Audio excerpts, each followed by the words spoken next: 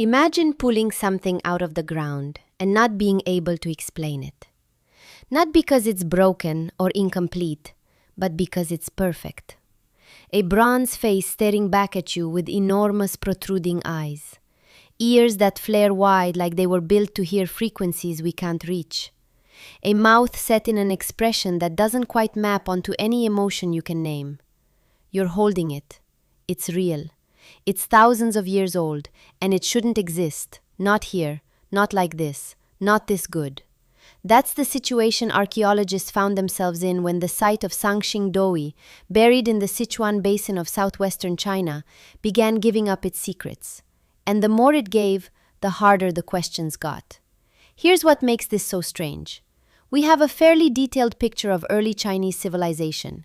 The story usually centers on the Yellow River Valley, on the Shang dynasty, on oracle bones and jade, and a recognizable thread of culture that runs more or less continuously into the China we know today. That's the dominant narrative. That's the version that made it into the history books. But Sichuan, deep in a mountain ring basin, hundreds of miles to the southwest, wasn't supposed to be part of that story. Not at this level. Not with bronze casting of this sophistication. Not with ceremonial objects this strange and this large and this unlike anything else found anywhere in the ancient world. And yet, buried in ritual pits deliberately placed and then covered over, someone left behind bronze masks with eyes that push outward from the face like telescopes. They left standing figures nearly 5 feet tall. They left trees made of bronze hung with jade and bronze birds. They left gold objects pressed onto faces like masks within masks. Whoever did this was not struggling with early mythology. Whoever did this had mastered it, pushed it to places nobody else was going at the same time. And then, for reasons we still don't fully understand, stopped. The culture vanished. The site went silent. And for something like 3,000 years, almost nobody talked about it. That silence is one of the most interesting things about Sanchi. It's not just that the culture ended, which cultures do. It's that it ended without leaving behind the thing that most ancient civilizations leave behind. No writing, no texts, no inscriptions on the bronze, no records carved into stone, no accounts passed down in documents we can trace. The people who made these objects, who built a walled city in the basin and buried their most sacred things in carefully arranged pits, did all of that without a written language we've been able to identify. Or if they had one, it hasn't survived, which means everything we know about them comes from the objects themselves. And the objects raise more questions than they answer. Why were the pits filled deliberately? This wasn't looting, wasn't destruction by conquest, wasn't the random scatter of a city burned in a raid. The objects were placed. Some were burned first, some were laid in specific orientations. Someone made a decision, probably more than once, to take the most extraordinary things their culture had produced and put them in the ground. We don't know why. We have theories, and we'll get into them, but we don't know. And that uncertainty is worth sitting with, because it means we're looking at a decision-making process we can't read, a ritual logic that made complete sense to the people performing it and remains almost opaque to us. Then there's the question of how this culture fits into the broader story of early China, or whether it fits at all. The Sichuan Basin is geographically isolated. Mountains on almost every side. The Yangtze cutting through the climate, wetter and more humid than the northern plains. The bronzework tradition at Saningdui shares some materials and some techniques with the Shang dynasty to the north and east, but the objects themselves look nothing like Shang bronzes. The aesthetic is completely different. The proportions, the imagery, the scale of certain pieces, all of it points somewhere else, somewhere we haven't mapped yet.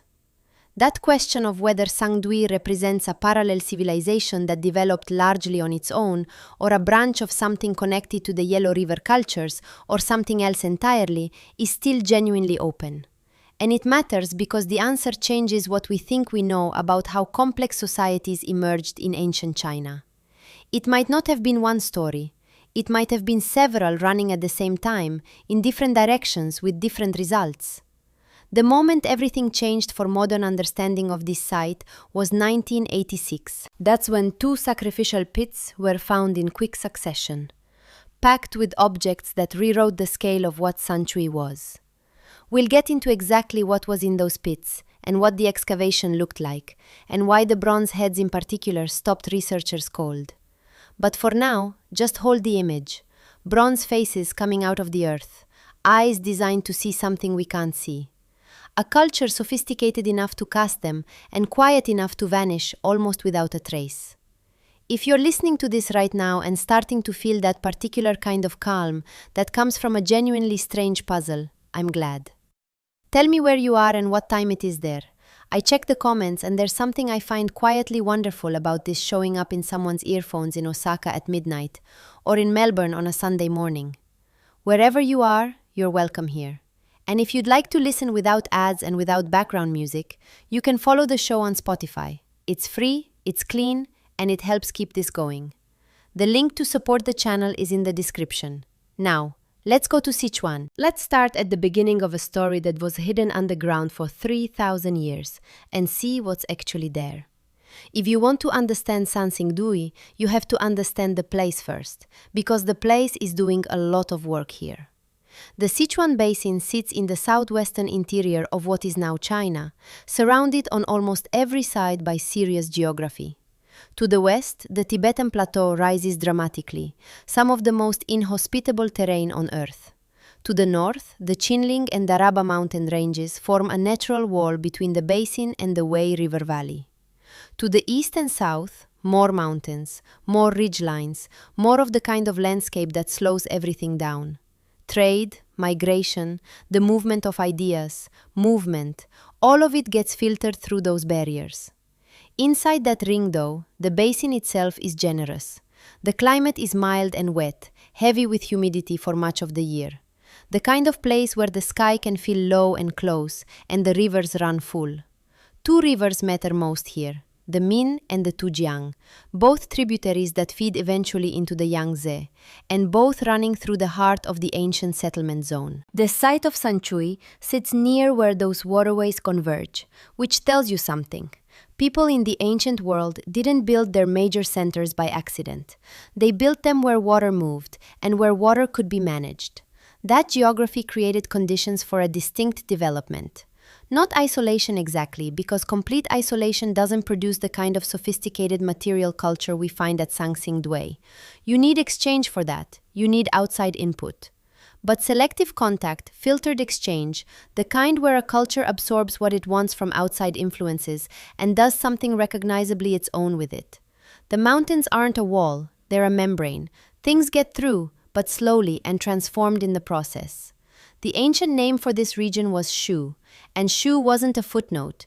It was a cultural sphere, a zone of practice and identity, and probably political organization that existed alongside the more northerly centers of early Chinese civilization, rather than simply beneath them. The texts that do mention Shu, and there are some, though they come later and need to be handled carefully, describe it as a place with its own rulers, its own ceremonial traditions, its own way of doing things, not a provincial outpost, a parallel world. The difficulty is that the textual tradition in early China is centered almost entirely on the Yellow River Valley, the Shang dynasty, which flourished roughly from around 1600 BCE until around 1460 BCE. Left behind oracle bones inscriptions, a recoverable written record that allows historians to work with it directly. The Zhou dynasty that followed left even more, and because that written tradition survived, because it was copied and preserved and eventually became the foundation of what scholars studied for centuries, the Yellow River heartland became the default center of the story, the cradle, the origin point, the place where Chinese civilization began. That framing isn't wrong exactly. The Ella River Valley really was a major center of early complex society in this part of the world. But it can create a kind of tunnel vision, where other regions only matter when they appear in relation to that center. When Shu shows up in later texts, it tends to show up as a distant territory, a place that was eventually brought into larger political frameworks, not as a place that had been doing remarkable things on its own terms, centuries before anyone from the north was paying attention. Sansingdui complicates that picture significantly. Current dating places the main period of activity at the site within the 2nd millennium BCE, broadly speaking, with the most spectacular phase of the culture falling somewhere between roughly 1700 and 1100 BCE CE, though the exact ranges are still refined as new analysis comes in. That puts it squarely in the Bronze Age, contemporaneous with the Shang, not before it, not long after it. These were not sequential civilizations, they were simultaneous ones, different regions, different material traditions developing at the same time. And that simultaneity matters because it opens up a different kind of question. Not just where did Chinese civilization come from, but how many centers were generating complexity at the same time, and what was the relationship between them. The Shang had their bronze ritual vessels and their oracle bone divination. Shu at Sanying Doi had something that shared a few features with that world, but was aesthetically and conceptually doing something quite different. The raw material of bronze, the alloying of copper and tin, some elements of the ceremonial function of metal objects. These threads connect the two zones, but the objects themselves sit in completely different visual universes. Think about what Shang bronzes look like. Vessels, mostly containers for food and wine used in ancestor rituals, decorated with geometric patterns and stylized animal motifs that follow consistent conventions. Recognizable, systematic, part of an aesthetic tradition you can trace through time. Now set that next to a Senning dewy bronze mask with eyes that project outward from the face by several inches, ears spread wide, a scale that dwarfs almost anything being cast anywhere else in the ancient world at that moment. The same material, completely different imagination. This is why some researchers prefer to talk about early China not as a single cradle, but as what gets called an interaction sphere, a network of regional cultures that were in contact with each other to varying degrees, sharing some practices and technologies while maintaining distinct local identities. Sangxingdi is one node in that network, an unusual node given its geographic setting and its extraordinary material culture. But a node that was connected, not hermetically sealed. That's where the interesting questions start. Not is this Chinese or not Chinese, which is actually a somewhat anachronistic framing for the second millennium BCE, but rather, what was the specific texture of the relationship between the Sichuan Basin and the Yellow River world? How much did they know about each other? What moved between them? What was kept separate deliberately or by circumstance? And why does Sangxing, with all its sophistication, all its evident organizational capacity, all its remarkable output, look so unlike anything around it? The basin shaped the people shaped what they made, and what they made is sitting in museum cases right now, still projecting those enormous bronze eyes outward, still waiting for someone to explain what they were looking at. Long before anyone was talking about seniculture, before lecture halls and documentaries and museum lighting, the ground was already trying to tell the story. Farmers in the Sichuan Basin had been turning up odd things for a long time. Bits of worked stone, the occasional piece of jade that didn't quite look like the ones people were used to seeing, shards of pottery with unfamiliar textures or patterns. In an old landscape with deep history, that sort of thing is not unusual. Plowed fields are full of the past. Most of it never makes it past the edge of the village.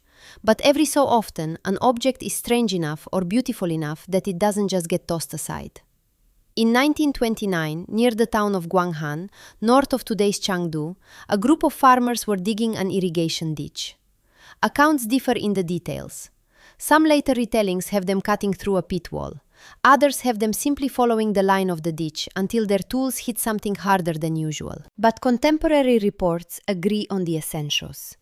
The earth gave way, and out came objects that had no business being in a rice field. Jades, mostly conch-shaped tubes, blade-like pieces, and other forms that local people recognized as valuable, but not as part of any living tradition. Some were sold, some were traded. Some found their way into the hands of dealers who brought them to Chengdu and beyond. A few made it into collections where their existence was at least recorded. By the standards of a modern excavation, it was a salvage operation with no context. By the standards of the time, it was just one more instance of the old world pushing up into the new. Those 1929 finds did get noticed. A teacher from a nearby school, Yan Cheng, is often mentioned in Chinese language accounts as one of the first to realize that the scattered jades might point to something larger. Local officials were informed. A short field visit was organized. Some artifacts were purchased or collected. Notes were taken. The site was marked in a general way. But then the wider world intruded. The late 1920s and 1930s in China were not a time when provincial archaeology in Sichuan could easily command sustained attention. Political instability, war with Japan, and the basic difficulties of communication and logistics in a mountainous interior province all worked against any systematic follow-up. The objects from Guanghan entered the vague category of curious antiquities, interesting, suggestive, not yet revolutionary. From a modern perspective, this is one of those moments that feels like the beginning of a story whose significance no one present could fully see. Archaeologically, scattered surface finds behave like that. A farmer's field yields a jade here, a bronze fragment there. A riverbank erodes to expose pots herds. Local people collect what seems worth keeping, and the rest stays in the soil. To an outsider, each of these events looks trivial. To someone paying close attention, they start to form a pattern. That pattern is what archaeologists look for. A single artifact tells you almost nothing on its own. It might be an heirloom carried far from where it was made. It might have been dropped centuries after it was first used.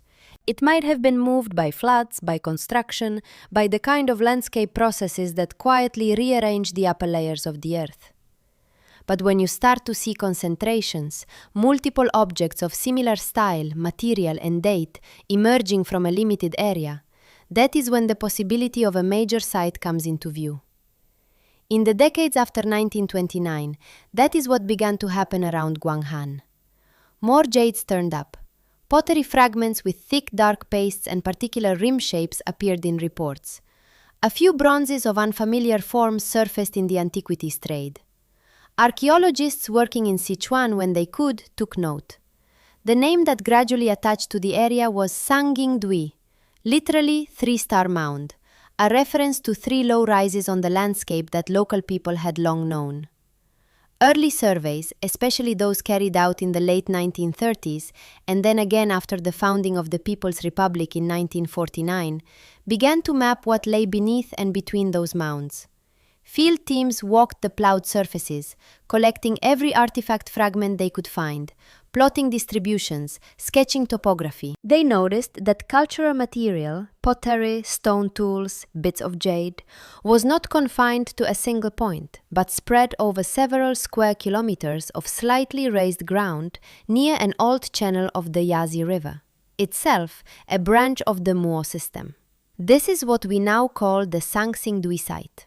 A broad, low terrace near Guanggan, framed by watercourses, ancient and modern, studded with zones of denser and sparser finds. Later excavations would identify what appear to be residential areas, rammed earth walls, and ritual zones. But in those early survey years, the picture was blurry.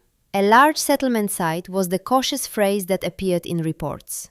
Large because the scatter of material suggested significant human presence. Settlement because nothing yet looked like a single isolated tomb. From this kind of evidence, archaeologists can say some things with reasonable confidence. They can estimate relative density. More SH and tools per square meter usually means more intensive or longer occupation. They can identify general cultural affiliations by comparing pottery styles and stone tool types with material from better dated sites. They can propose a rough time window. In the case of Sangsing Dui, these comparisons quickly flag the 2nd millennium BCE as the most likely horizon. But there is also a clear boundary to what can be concluded from surface and chance finds alone. Without sealed archaeological contexts, layers of soil that can be tied to specific phases of activity, fine-grained chronology is out of reach. You cannot easily distinguish a centuries-long continuous occupation from a sequence of shorter episodes separated by abandonment. You cannot reconstruct architecture from a few scattered bricks. You cannot crucially understand ritual practice or social organization just by looking at the objects that happen to have survived and resurfaced. This is one reason why the 1929 discovery, important as it was, did not immediately overturn existing narratives about early China. It added data points. It hinted at something substantial in Shu, but it did not yet force anyone to redraw their mental maps. The Yellow River Valley still held the written record. The bronzes of the Shang were still the benchmark for complexity. Sangdui, as it was then understood, was a promising provincial site, not a challenge to the entire framework. The site sat in that ambiguous status for decades. Known, but not fully known. Marked on specialist maps, but not yet in public consciousness. Small-scale digs in the 1950s and 1960s added more details. House foundations here, pits with everyday pottery there, traces of walls that suggested organized planning. Enough to confirm that Sansingdui had been an important center in ancient Shu. Not enough to reveal just how strange, how singular that center had been. What everyone was missing were the pits, the places where, for reasons we still do not entirely understand, the people of Sangqingdui gathered their most extraordinary ritual objects: bronze heads, masks, trees, gold-covered figures, and buried them deliberately. Those pits lay hidden, just meters below fields and paths locals had walked for generations. The irrigation ditch of 1929 had grazed the edges of the story without quite breaking into it. Surface surveys had traced the outline of a city without seeing into its heart. It would take another accident in another year, 1986, to change that. In 1986, the story under the fields at Sanjingdui finally stopped hinting and started speaking in full sentences. The catalyst again was not some grand pre-planned operation, but work that looked entirely ordinary from the surface. Construction, earth moving, people reshaping the land in ways that unintentionally cut through the careful layering of the past. By this point, archaeologists knew Sanjingdui was important. They had maps, surface collections, trial trenches. The site was on the radar of provincial and national institutions. So when machinery or shovels in a promising zone began to pull up concentrations of pottery, bone, and bronze, there were eyes ready to notice, phones ready to ring, teams ready to move. What they opened in 1986 are now simply called Pit 1 and Pit 2. The names are understated, the impact was not. From the very beginning, these were not ordinary holes with stuff in them. Archaeologists quickly realized they were dealing with sealed deposits, discrete features that had been dug into earlier occupation layers, filled deliberately and then closed. In other words, not trash pits, not random accumulation, but something planned. When excavators talk about a pit context, this is what they mean. You can trace the cut of the pit walls down through the surrounding soil. You can see where natural layers are sliced by a human action and then where the fill starts. You record the stratigraphy, the order and character of layers, chime by centimeters. You map the position of every major object, every fragment in 3 dimensions. Because in a context like this, placement is part of the message. Pit 1, the smaller of the two, still held more than 1,000 artifacts and fragments by the time the excavation was complete. Pits 2 held far more, several thousand objects, depending on how you count separate pieces and reconstructions. Together, the 2 pits produced a dense, bewildering archive of a world that, on paper, barely existed. The broad categories came into focus first. Bronze dominated the assemblage, not as a few scattered tools or weapons, but as an entire spectrum of ritual and decorative objects. Masks with exaggerated features, heads with stylized ears and carefully shaped eyes, vessels, weapons, fittings, and items whose functions are still debated. There was gold too, thin sheets, foil, and coverings that had once been applied to wooden or bronze cores. Jade and stone followed. Blades, tubes, ornaments that showed both local tastes and echoes of longer-distance traditions. Ivory tusks appeared in quantity, suggesting access to elephants, or trade networks that reached into regions where elephants lived. And then there was the way everything lay. In a simple refuge pit, you expect a kind of casual chaos. Broken items tossed in over time. Domestic waste, mixing of everyday and occasional objects. In pit 1 and pit 2, the pattern was different. Bronze objects were concentrated in particular zones. Jades clustered in others, ivory in thick layers. In some places, artifacts seemed carefully nested or stacked. In others, they formed dense, tangled masses, where it looked as though objects had been gathered elsewhere and then dumped in all at once. The condition of the finds added another layer of strangeness. Many bronzes were broken, not just by the weight of soil or the passage of time, but in ways that suggested deliberate damage. Heads without bodies, masks with missing parts. Long objects snapped into shorter lengths, edges crushed or bent. Some pieces, especially in pit 2, bore traces of exposure to intense heat. Surfaces reened or blackened, deformation consistent with burning. The ivory showed similar signs. Many tusks were fragmented, scorched, or warped. Ashy lenses and charcoal flecks appeared in the fill layers between and around the larger objects. Soil chemistry and microscopic analysis pointed to fire having played a role in the sequence of events, though exactly how is still debated. None of this proves a single simple story. Archaeologists are cautious about reading intention from breakage. Objects can shatter as they are deposited. Fires can start accidentally. But when you have thousands of artifacts concentrated in 2 pits, many of them broken or burned in patented ways before burial, the possibility of deliberate action is hard to avoid. One way to think about it is as a choreography in multiple acts. First, the community selects particular kinds of objects: bronzes, jades, gold, ivory, prestige pieces that do not look like everyday household goods. Then, some of those objects are modified, broken, bent, exposed to fire. Whether that breaking is symbolic killing of the items, practical reduction to make them fit, or something else entirely, we cannot say with certainty. But it seems to happen before they enter the earth. Next comes the placement. In pit 1, a succession of deposits builds up. Layers of burnt earth and charcoal, layers of ivory and bronze, layers of packed fill.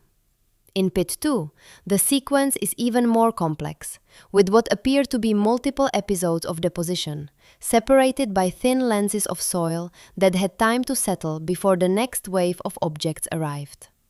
Finally, the pits are closed. Soil from elsewhere on the site is brought in, tamped down, the cut edges disappear. From the surface, after a few seasons of plant growth and weathering, the ground looks ordinary again. Underneath, though, the sealed deposits remain, protected from most later disturbance until a construction project 6 or 7 meters away, nearly 3,000 years later, happens to start peeling them open. This is what archaeologists mean by a controlled closing of a sacred space. Not sacred in any specific doctrinal sense that we can reconstruct word for word, but in the more general sense of a space set apart, used for non-ordinary actions and then deliberately taken out of circulation. The 1986 pits at Sangsingdui look very much like that kind of space. A place where extraordinary things were gathered, transformed, and consigned to the ground under carefully staged conditions. Whether we call that ritual disposal, large-scale offering, or something else, the point is the same. These were not casual burials. For the people working in those trenches in 1986, the realization came gradually, layer by layer.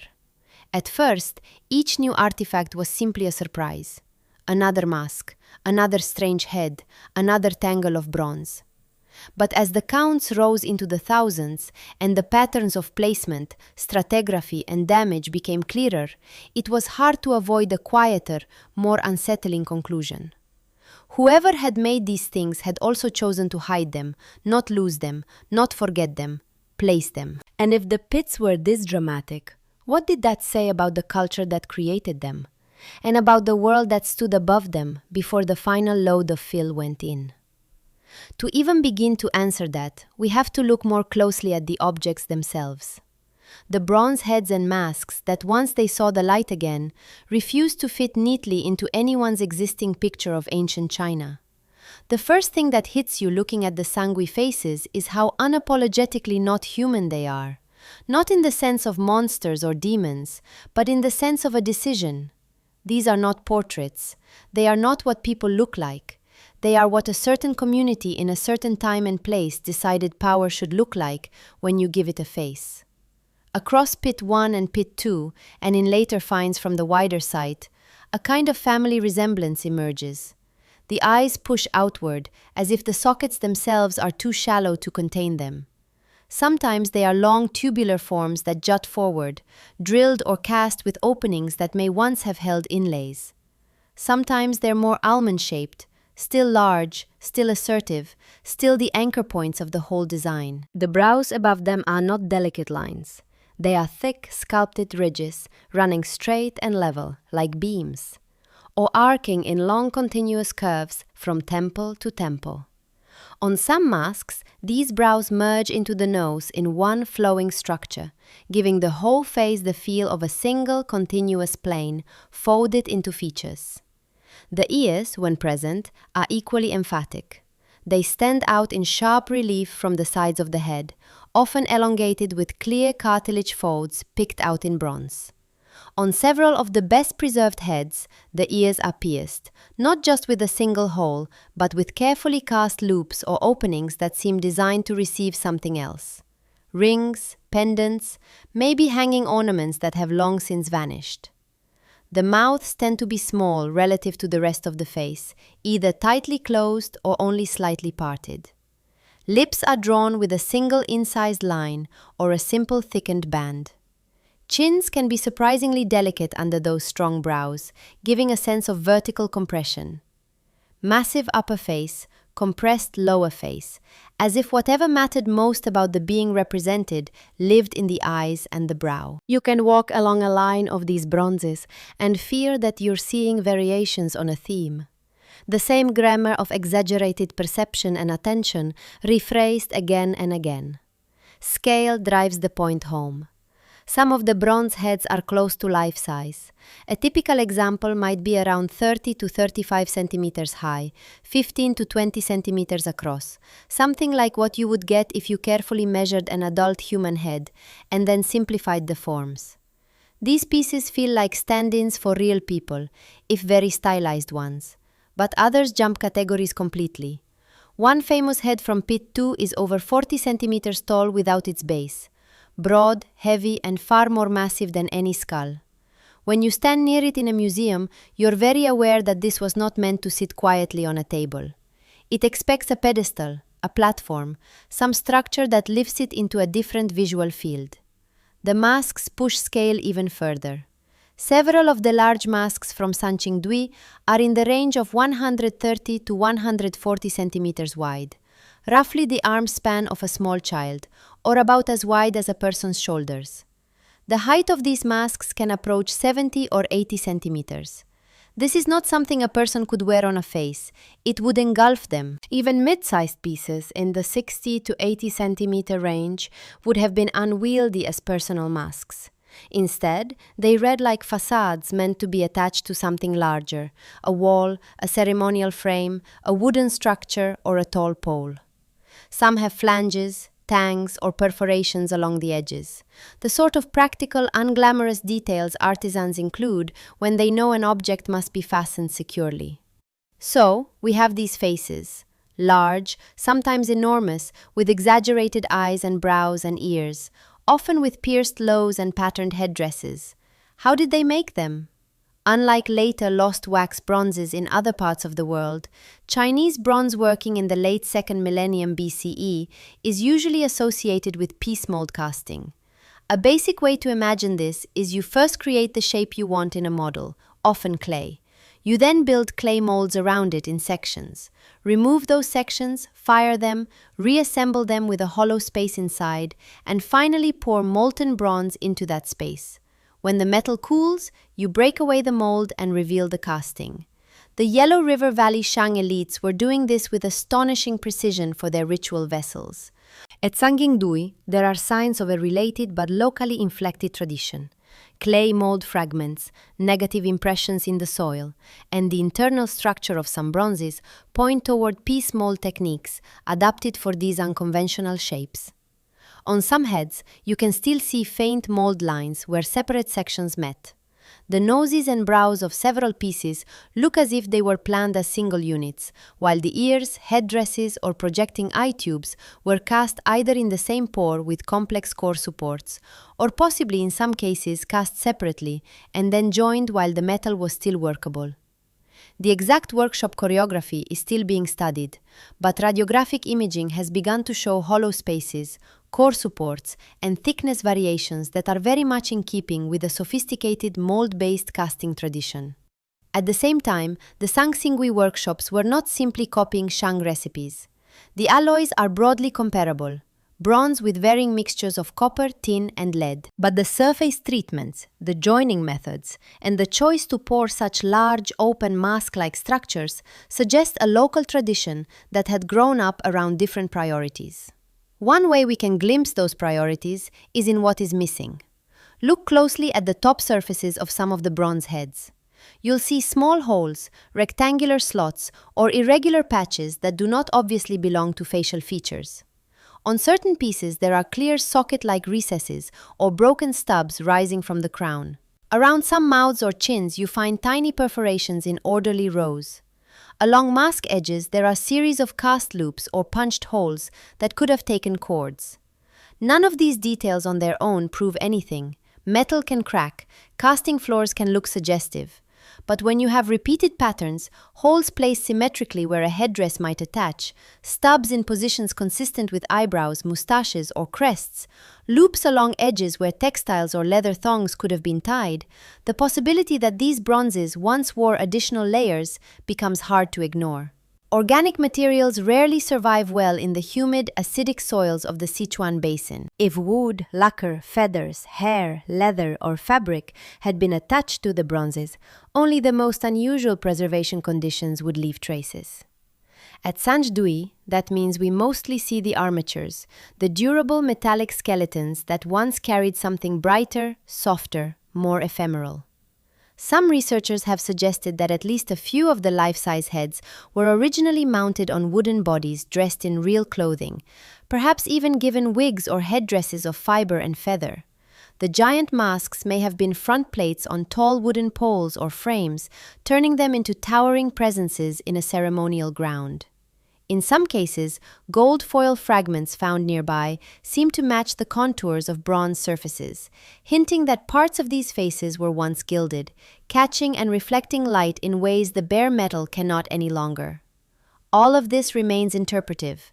We cannot reconstruct the full spectacle, but the physical evidence, the sockets, the perforations, the attachment points, points quietly toward a world where bronze was not the final layer, but the foundation. Set against this, Shang bronzes from the Yellow River region feel like members of a different branch of the same family. Shang ritual vessels favor dense surface covering patterns, spirals, animal masks, and geometric motifs that wrap around tripod cauldrons, wine containers, and bells. Faces, when they appear, are often embedded in decoration rather than dominating it. Proportions stay closer to human or animal norms. Eyes do not typically jut out like tubes. Ears are stylized but not elongated to shoulder length. The whole aesthetic leans toward controlled complexity, pattern layered on pattern. Sang Singing Dai's bronzes share the same broad technological world. High tin bronzes, mold-based casting, a focus on ritual rather than utilitarian objects, but they push the expressive possibilities in a different direction. Where Shang bronzes feel like text you read across a surface, Sang Sing Dui's masks and heads feel like presences you confront. This is why, when the pits were opened in 1986, so many scholars described the faces as alien or other, even as metallurgical analysis and radiocarbon dates anchor them firmly in the same late 2nd millennium BCE Bronze Age horizon as the Shang. They remind us that even within a shared technical tradition, bronze casting, piece molds, ritual assemblages, there was room for radically different ideas about what a ritual object should look like and what kind of gaze it should turn back on the people who approached it. If the faces are the first thing that seizes your attention at Sang Sing Dui, the gold is what keeps pulling your eye back, mixed in with the broken bronze heads and masks. Archaeologists found thin sheets and fragments of hammered gold. Some of them are almost like second skins. gold foil masks large enough to cover the front of a bronze face, cut and shaped with openings for the eyes, nose, and mouth. Others are smaller applique strips and plaques that seem to have been tacked or tied onto something else, possibly wooden frames, leather backings, or the bronzes themselves. The workmanship is precise but not fussy. You can see careful hammering, consistent thickness, deliberate folds along the edges, sometimes simple incised lines marking out eyebrows or contours. In a few cases, the curvature of surviving gold foil corresponds so closely to specific bronze masks that it is hard to escape the conclusion. At least some of those glaring faces once shone literally with a skin of gold. In the late 2nd millennium BCE, in this part of Sichuan, that is remarkable. Gold was not yet the everyday elite material it would later become in some parts of Eurasia. It is soft, difficult to mine in quantity, and useless for tools. To cover large surfaces in gold foil implies not only technical knowledge, how to hammer and nail it without tearing, but also access to enough raw metal that you can afford to beat it thin and then bury it. Some of the most discussed finds are partial gold masks, roughly 20 to 30 centimeters across, with cut-out eyes and noses that do not quite match any one bronze face. They may have been freestanding ritual objects in their own right, or interchangeable coverings applied to different supports. Smaller gold ornaments, spirals, rings, plaques with simple patterns, turn up clustered near heads and along the zones where wooden or textile elements would have been. We do not know where Sanangwi's gold came from. Sichuan has placer deposits and river gravels can carry native gold. But the volumes implied by hundreds of grams of foil and ornaments suggest either rich local sources or long-distance trade. Either way, these are not the choices of a poor isolated village. They are the signatures of a community that could concentrate rare materials for purposes that were not practical but symbolic. Then there are the objects that are hard even to classify with familiar words, the so-called sacred trees. In Pit 2, excavators brought out the pieces of a bronze structure that, when reassembled, rises over 3.5 meters high. It is not a single trunk so much as a vertical axis from which multiple branches spiral outward and upward, each bearing curling offshoots, fruit-like pendants, and bird figures. Smaller examples, around 2 meters tall, repeat the same grammar on a reduced scale. Central column, tiered branches, hanging elements, perched animals. These are not casual experiments. The main tree from Pit 2 is built in sections: base, trunk elements, branch modules, final. Each had to be cast separately with its own mold, cooling safely without collapsing under its own weight. The pieces were then fitted together with tenon-like joints and sleeves of metal. In some areas, you can still see the seams where branch meets trunk, or the slight misalignment that occurs when heavy components are slotted into place. The scale matters. A freestanding bronze tower over 3 meters tall, loaded with projecting arms, is an engineering challenge even today. In the late Shang period, in a region without known stone architecture of comparable height, a structure like this would have dominated any space it was set in. It is difficult to imagine it indoors. Most reconstructions place it in an open ceremonial ground, rising well above human heads, its branches perhaps originally decked with something more: fabric streamers, leaves of another material, or indeed gilt surfaces that are now gone.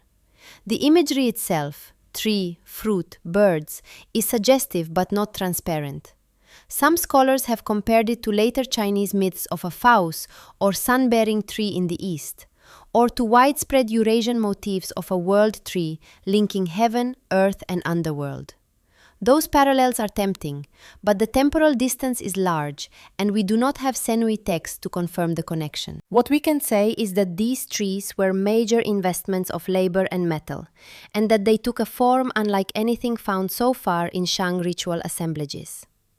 Around the bronzes and gold lay things that should not by rights have been there at least not in the state in which we can see them today. Sansing Dui's sacrificial pits yielded large quantities of ivory. Some pieces are recognizable as elephant tusks, many of them split, cut, or worked. Others are carved objects and plaques. Radioarbon dates and contextual evidence suggest they were placed in the pits at roughly the same time as the bronzes in the 12th or 11th centuries BCE. Elephants did once range more widely in China than they do today, including parts of the Yangtze Basin. Whether the sun-singing dewy ivory came from local animals or from further south, its sheer volume points again to wealth and reach.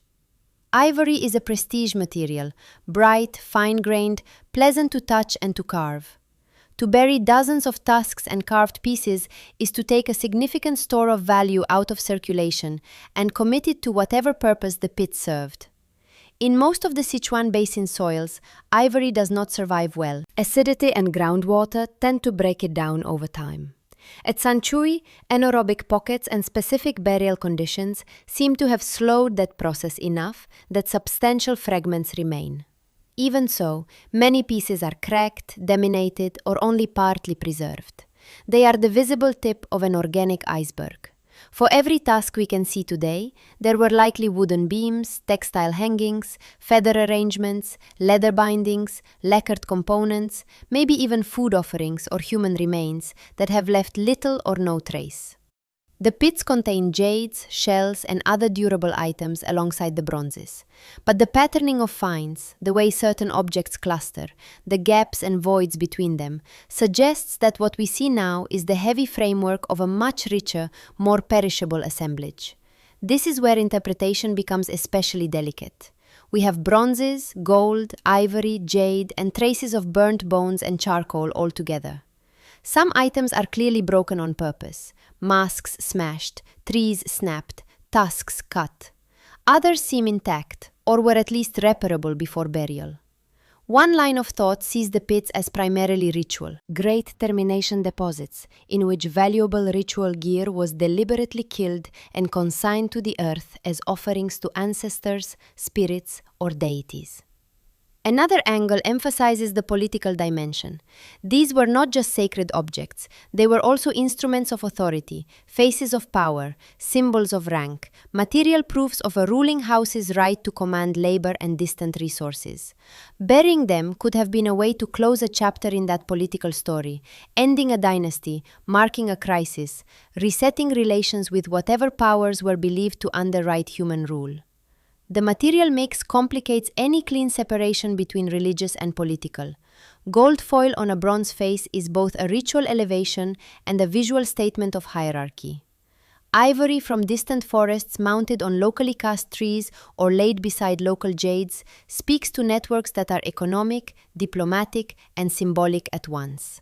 Even the act of breaking and burning, visible in warped bronzes and charred remains, can be read as both a rite of transformation and a calculated display of control over precious things. Preservation adds another layer of uncertainty. Metals and mineralized materials bias our view. We see what endures: bronze, gold, jade, some bone, and ivory. We do not see the cloth that might have wrapped the tusks, the wooden screens that may have framed the masks, the painted surfaces that could have tied the whole scene together into a coherent, multicolored composition. So when we speak about Sansing Dai's sacred trees, its gold masks, its ivory hoards, we're really talking about the skeleton of a much larger body of practice. Still, even that skeleton tells us something clear. This was a community willing to gather huge amounts of labor and scarce materials, metal ores, gold, ivory, probably exotic woods and shells, and concentrate them in single spectacular installations. Then, at some point in the late 2nd millennium BCE, they chose to take those installations apart, damage many of the components, and bury them carefully. The next question is, how is what kind of technical system, what kind of workshops and crafts people could support this level of production in a place that until 1986 barely figured in narratives of early Chinese civilization? To answer that, we have to make advanced bronze working a bit less magical and a bit more concrete. Think first about scale. Most shank bronzes that you see in museums are vessels, ding tripods, G-bowls, zunbirs. They might stand 20, 40, maybe 60 centimeters tall, with walls a centimeter or two thick. They are impressive, but they are fundamentally hollow containers. Sang Singindui gives us those, but it also gives us something else. Bronze heads the size of a human torso, masks nearly a meter across, upright trees over 3 meters tall with branches projecting out in multiple directions. Some of the larger masks weigh tens of kilograms, even in their broken state. The main sacred tree is estimated at several hundred kilograms of bronze when complete. Casting something that big in bronze is not just a matter of building a bigger mold. Metal shrinks as it cools. Thick sections cool more slowly than thin ones. Gravity pulls on soft metal. If you pour too fast, you trap gas and get bubbles. If you pour too slow, the front of the metal starts to freeze, and you end up with seams, voids, or cold shuts where flows meet and fail to fuse. At Sangdui, the bronzes show that someone had learned to control all of this. If you look at the heads and masks in section, you see surprisingly even walls. The metal is thickened around structurally vulnerable areas, the bridge of the nose, the basis of projecting ears and eyes, but thinned where weight can safely be reduced. Some ears are hollowed to avoid sagging.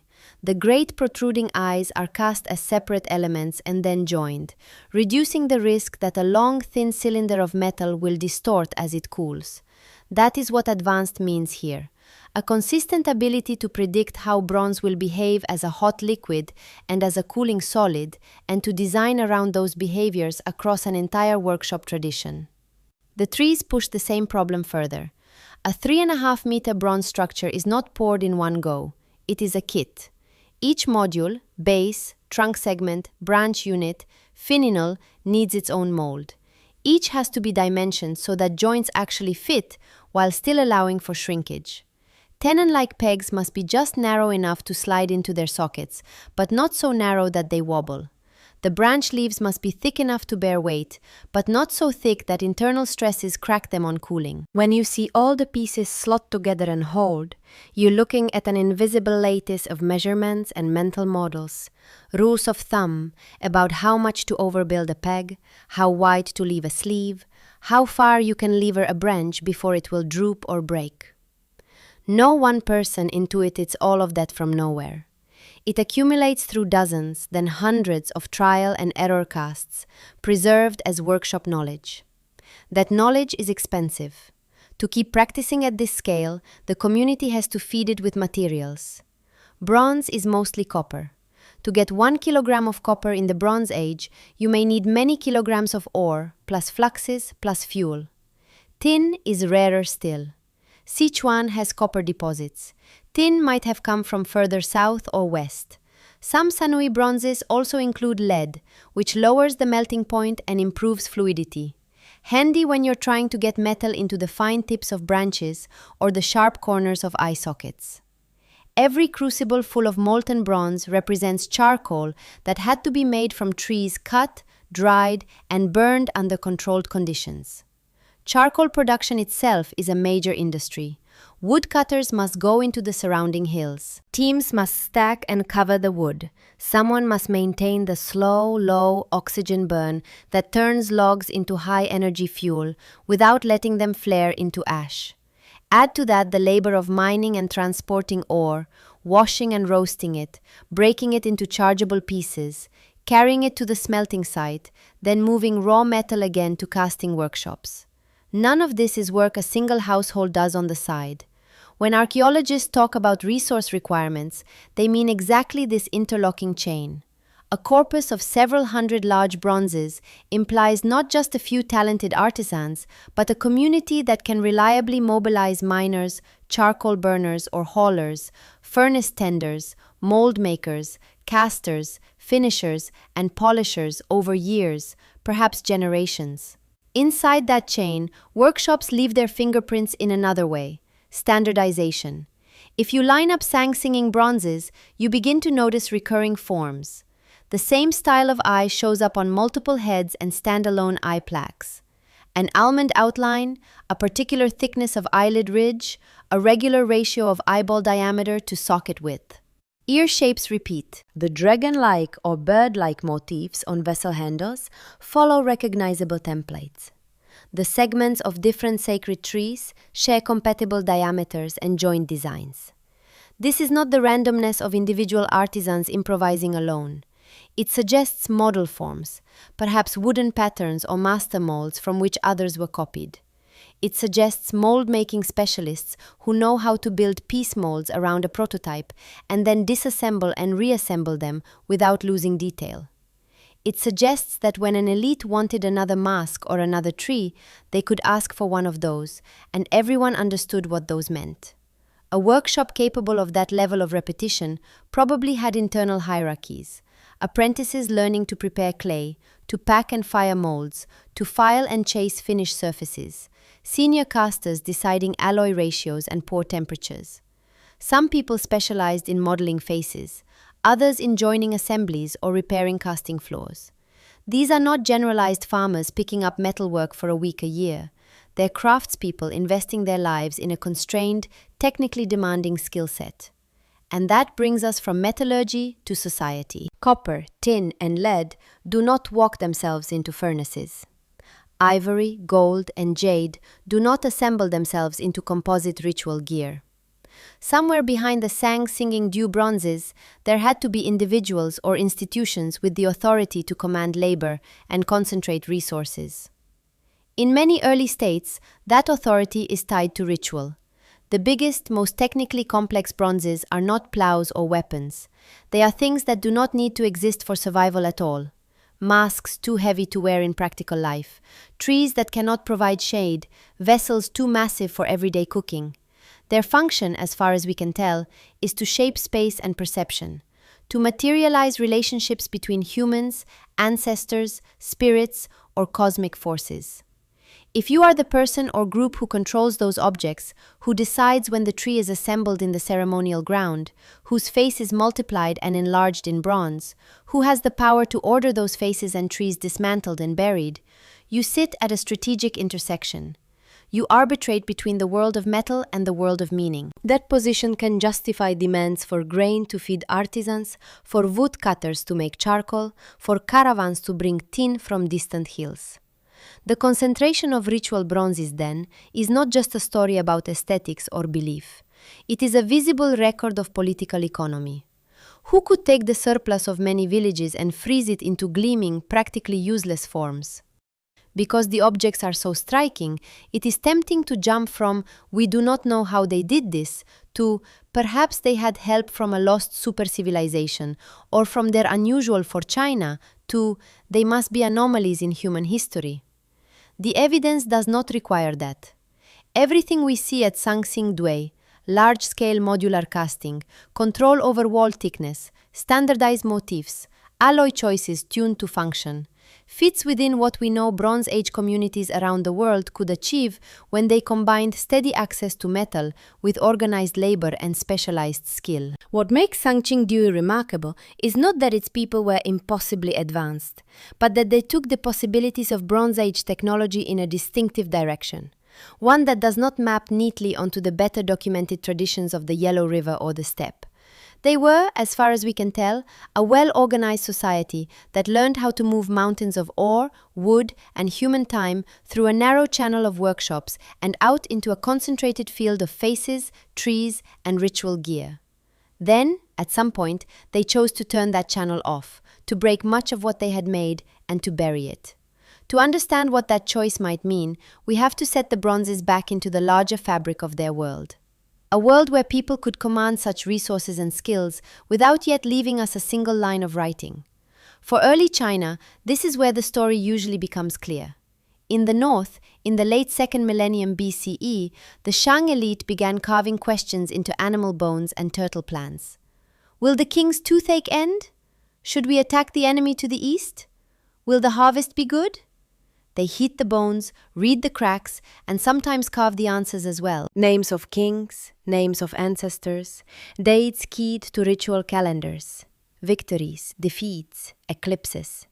From those cracked bones and cast inscriptions, archaeologists can build a timeline, roughly who ruled when, who fought whom, which gods received which offerings.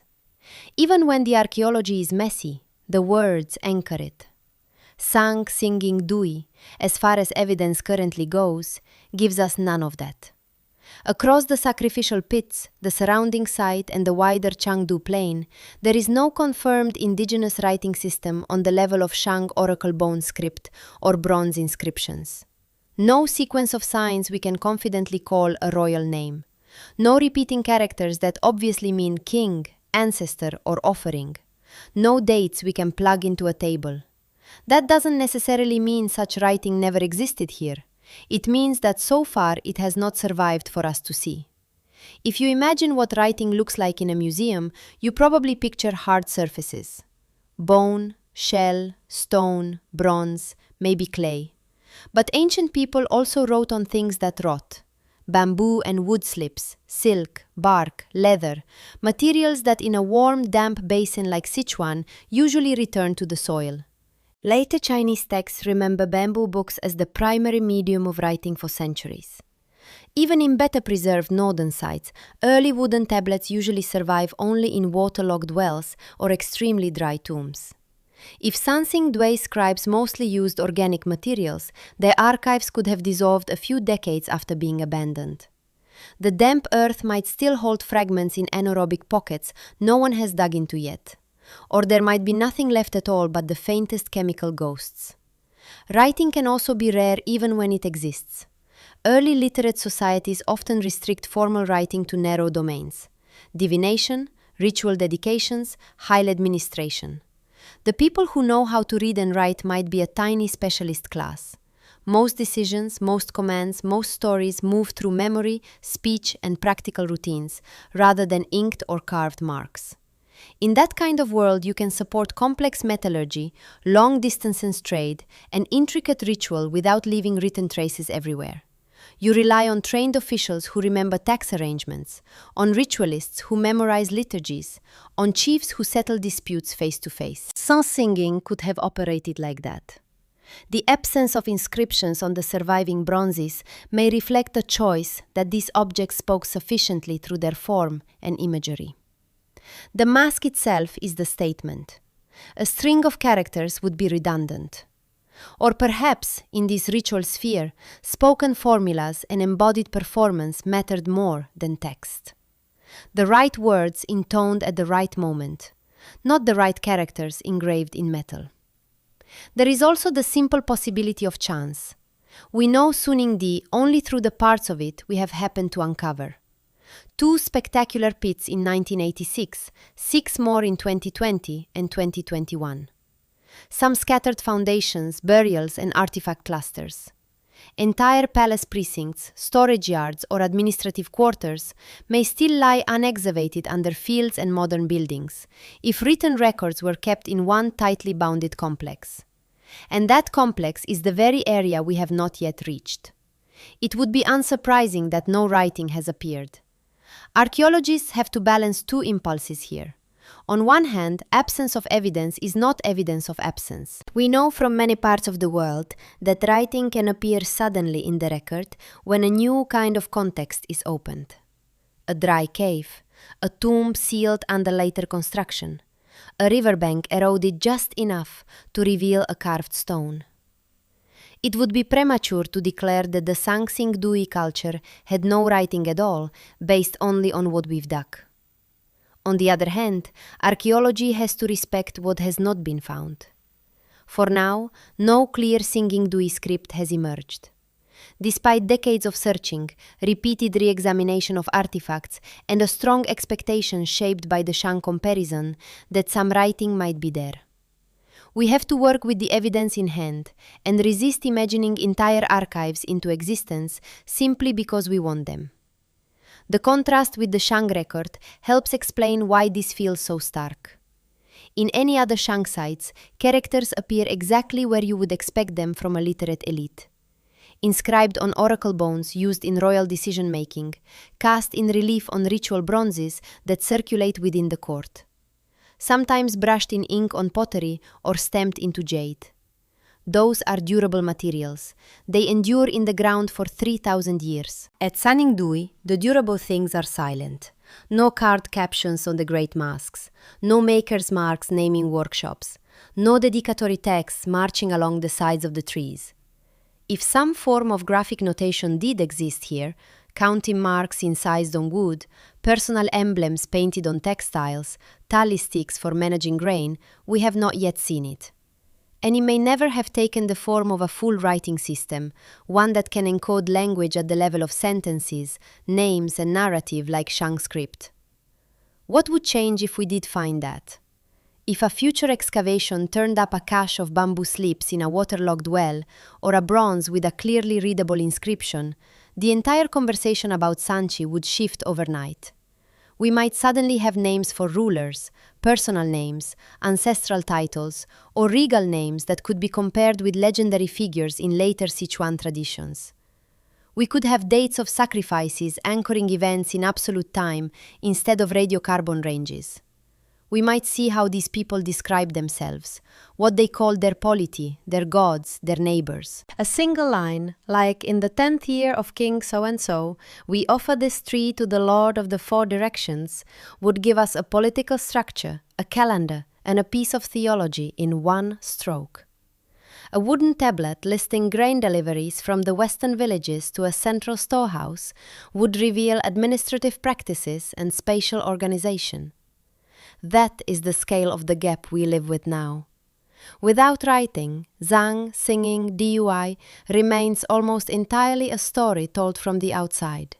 From the soil chemistry of its pits, from the styles of its bronzes, from the layout of its buildings, from comparison with better documented neighbors.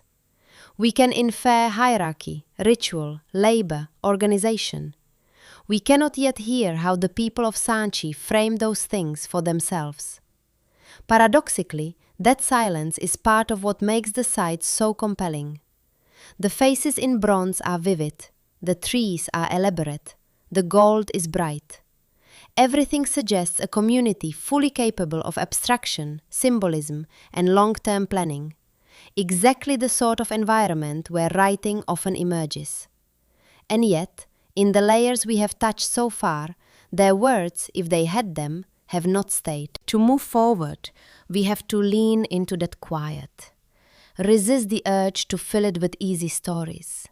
Look instead at what can still be seen in the shapes of buildings and the patterns of offerings for how a kingdom might have coordinated itself without leaving lines of text.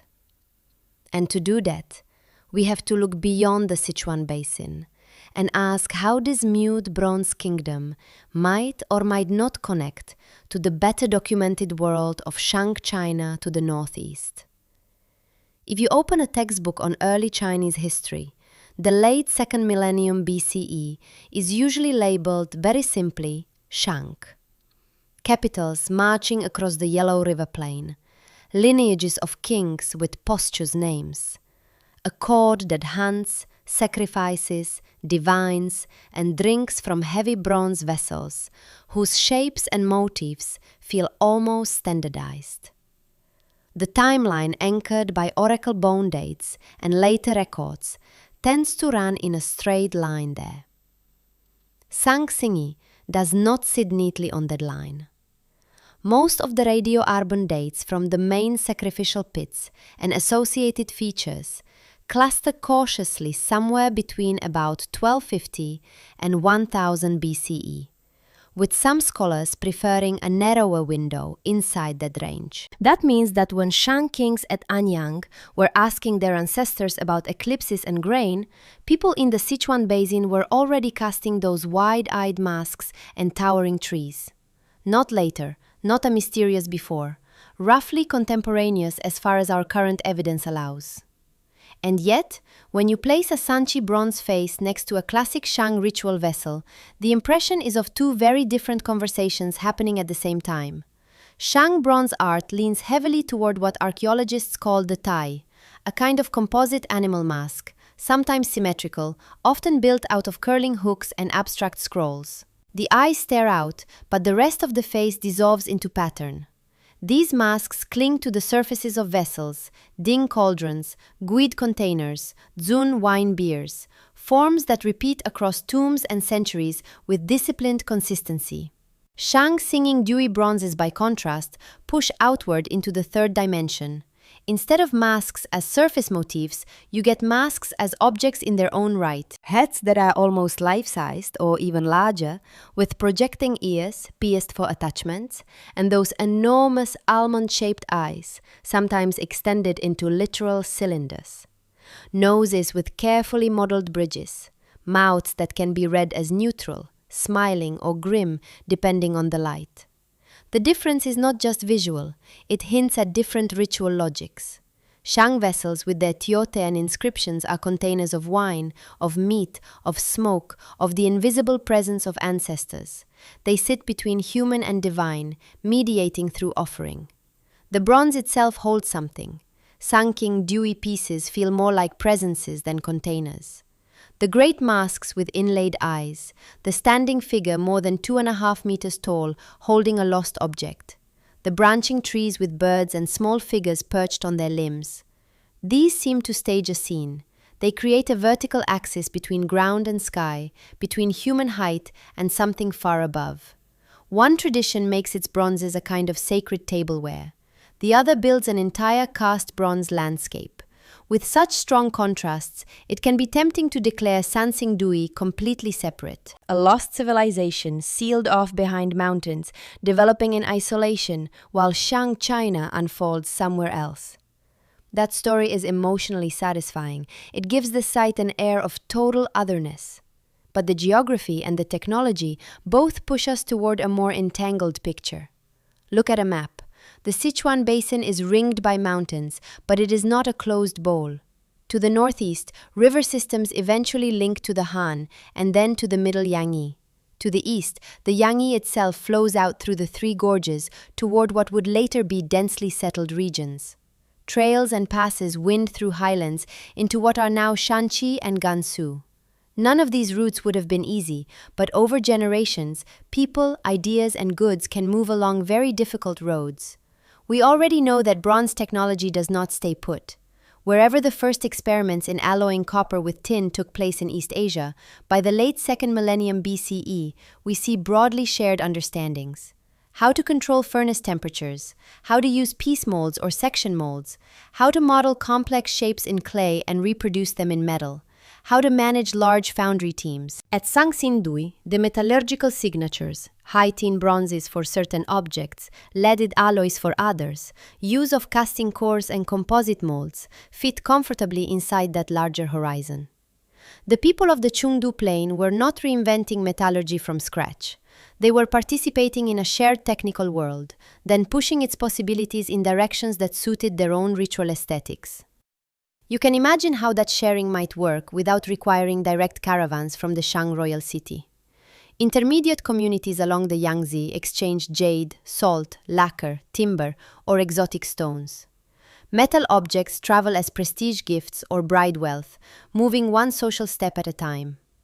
A specialist bronze worker from a valley 200 kilometers away marries into a Sansingdui lineage or is captured in war and put to work at a new foundry. Someone sees a certain mold-making trick and adapts it not to copy a toti vessel shape, but to realize a wholly different vision. A tree whose branches can be cast in segments and then assembled like a puzzle. Archaeologically, there are hints of such corridors. Shards of ceramics in the Chengdu Plain show affinities to styles further east and north, though not identity. Certain jade forms, Kong and bisques, for instance, appear in Sichuan context in ways that suggest either import or close imitation of traditions with roots in the Yangtze and beyond. There are also bronzes elsewhere in southwest China whose motifs or manufacturing details resonate with Sandui, implying regional networks that do not line up neatly with the later heartland narratives. So when we ask whether Sandi was connected to Shang China, we may be asking the question in too simple a way. If by connected we mean ruled by Shang kings or directly copying Anyong vessel types, then the current evidence points toward no. The Sansingdui repertoire of masks, trees, and human figures is distinct. The absence of Shang-style inscriptions, especially ancestral names framed in the characteristic rectangular carts, suggests a different way of linking humans to the divine and to the past. If by connected we mean sharing in the broader flows of technology, raw materials, and perhaps some broad religious ideas, then the answer tilts toward yes. Bronze itself, the idea of investing enormous labor into metal for ritual rather than for tools or weapons alone, the sense that ancestors or spirits can be engaged through carefully timed offerings. These seem to be part of a larger cultural conversation stretching across much of what we now call China. This is where narrative habits matter as much as potsherds and metal composition. For over a century, historians have built early Chinese history outward from the Yellow River, Shang, then Zhou, then the later dynasties, with other regions entering the story when they intersect that main line.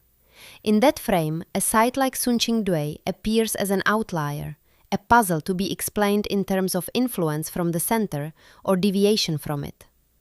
But in the late 2nd millennium BCE, there was no single China with fixed borders and a universally acknowledged core. There were multiple regional polities, some of them literate, some not. Some leaving long strings of names, others only mute bronzes in a pit. The Sichuan Basin was one of those regions. Its people were not outside the story.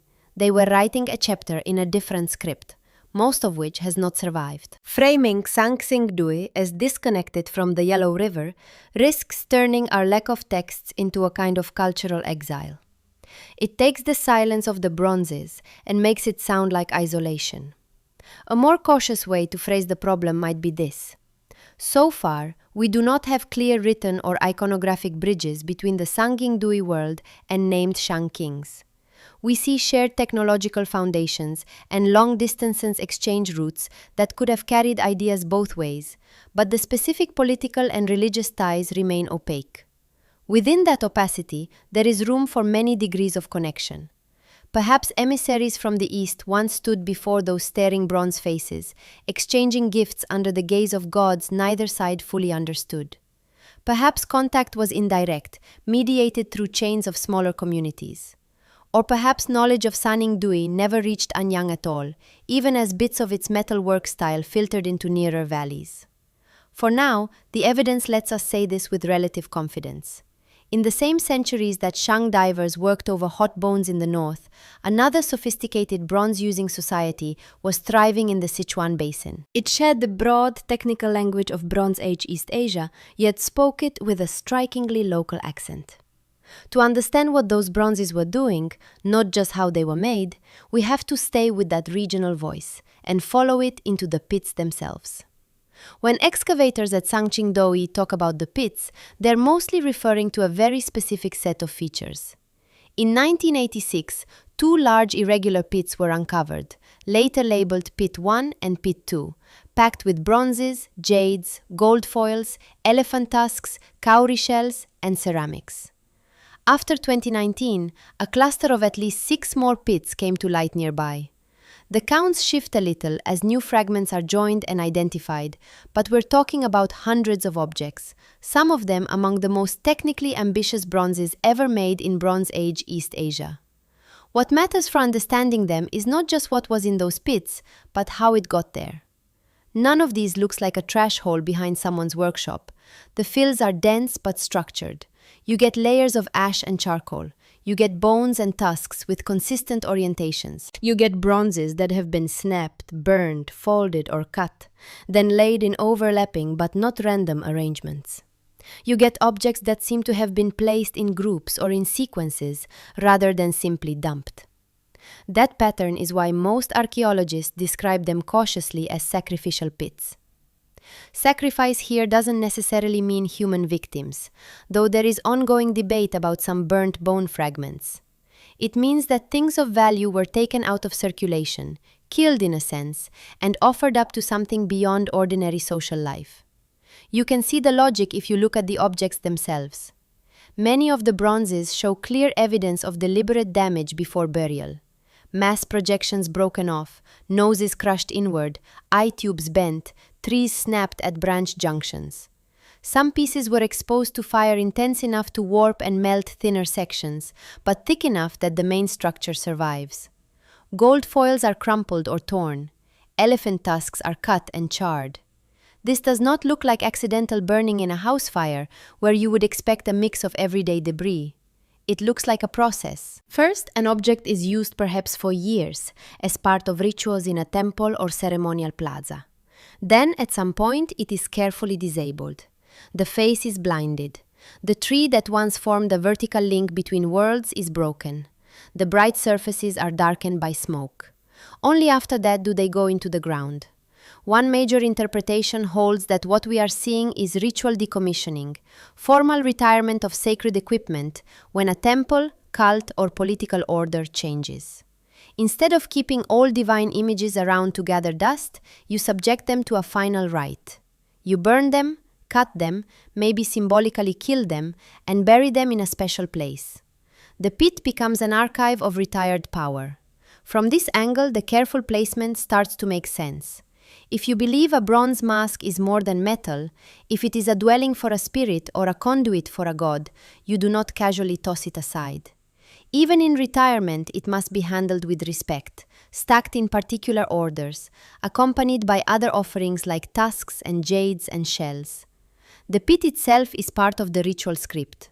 Another line of thinking sees the pits as responses to a major event. Imagine a political crisis, a flood, a prolonged drought, an invasion, or a dynastic shift we no longer have words for. In the face of that upheaval, a community might stage an enormous one-time offering, gathering a generation's worth of ritual paraphernalia and wealth, and committing it all to the earth. Some of the evidence fits that scenario. The concentrations of material seem to represent multiple previous contexts, different altars, different buildings, gathered and brought together. Radioarbon dates suggest that the objects span decades of manufacture, but were buried within narrower windows of time. That pattern can be read as a great clean sweep sacrifice, a kind of ritual reset button after crisis. A related idea is temple clearing.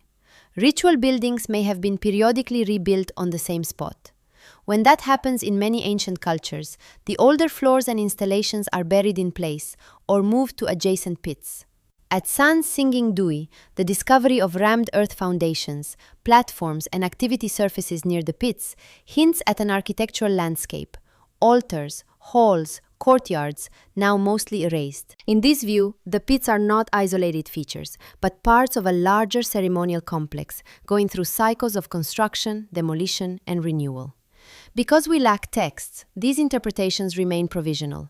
But the combination of deliberate fragmentation, signs of burning, and non-random arrangement strongly supports the idea of an organized ritual process, not casual disposal. Some researchers push the conversation a step further and ask what kind of social change might sit behind that process.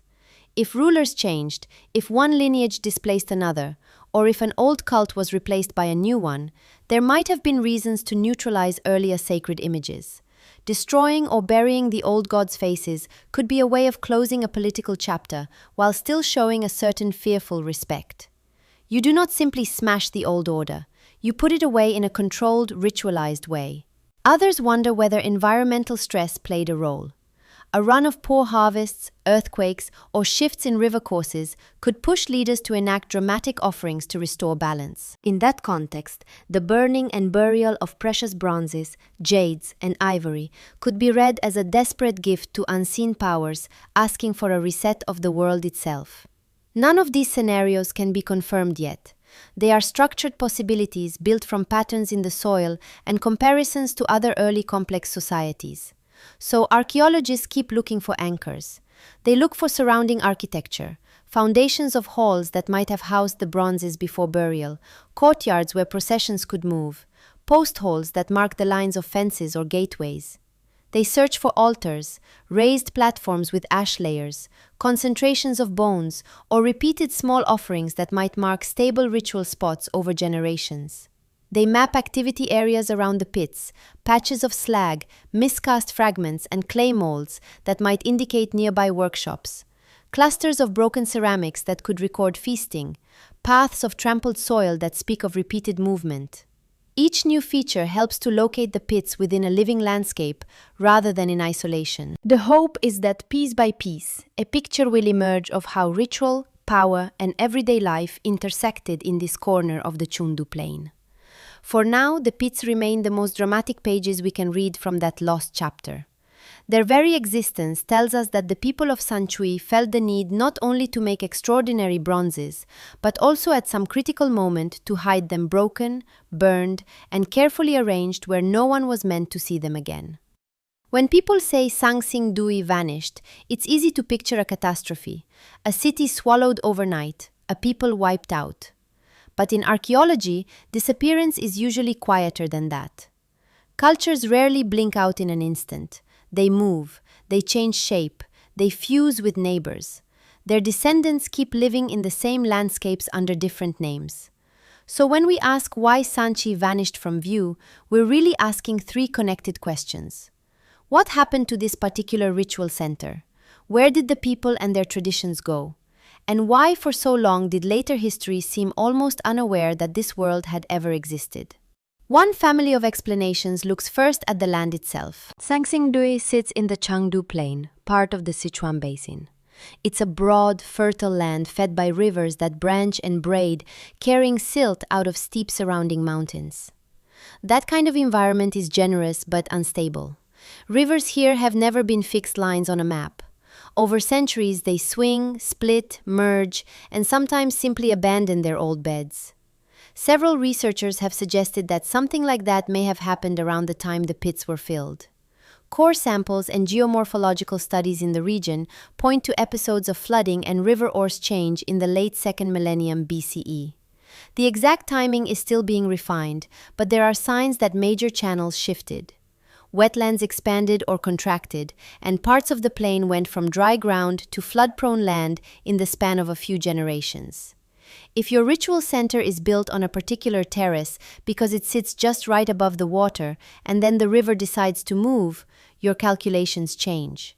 Fields that used to be dependable might get buried in silt or cut off from irrigation. Access routes could be interrupted. A flood that damages rammed earth buildings and ritual platforms might be survivable once or twice. But if the pattern repeats, the cost of staying climbs.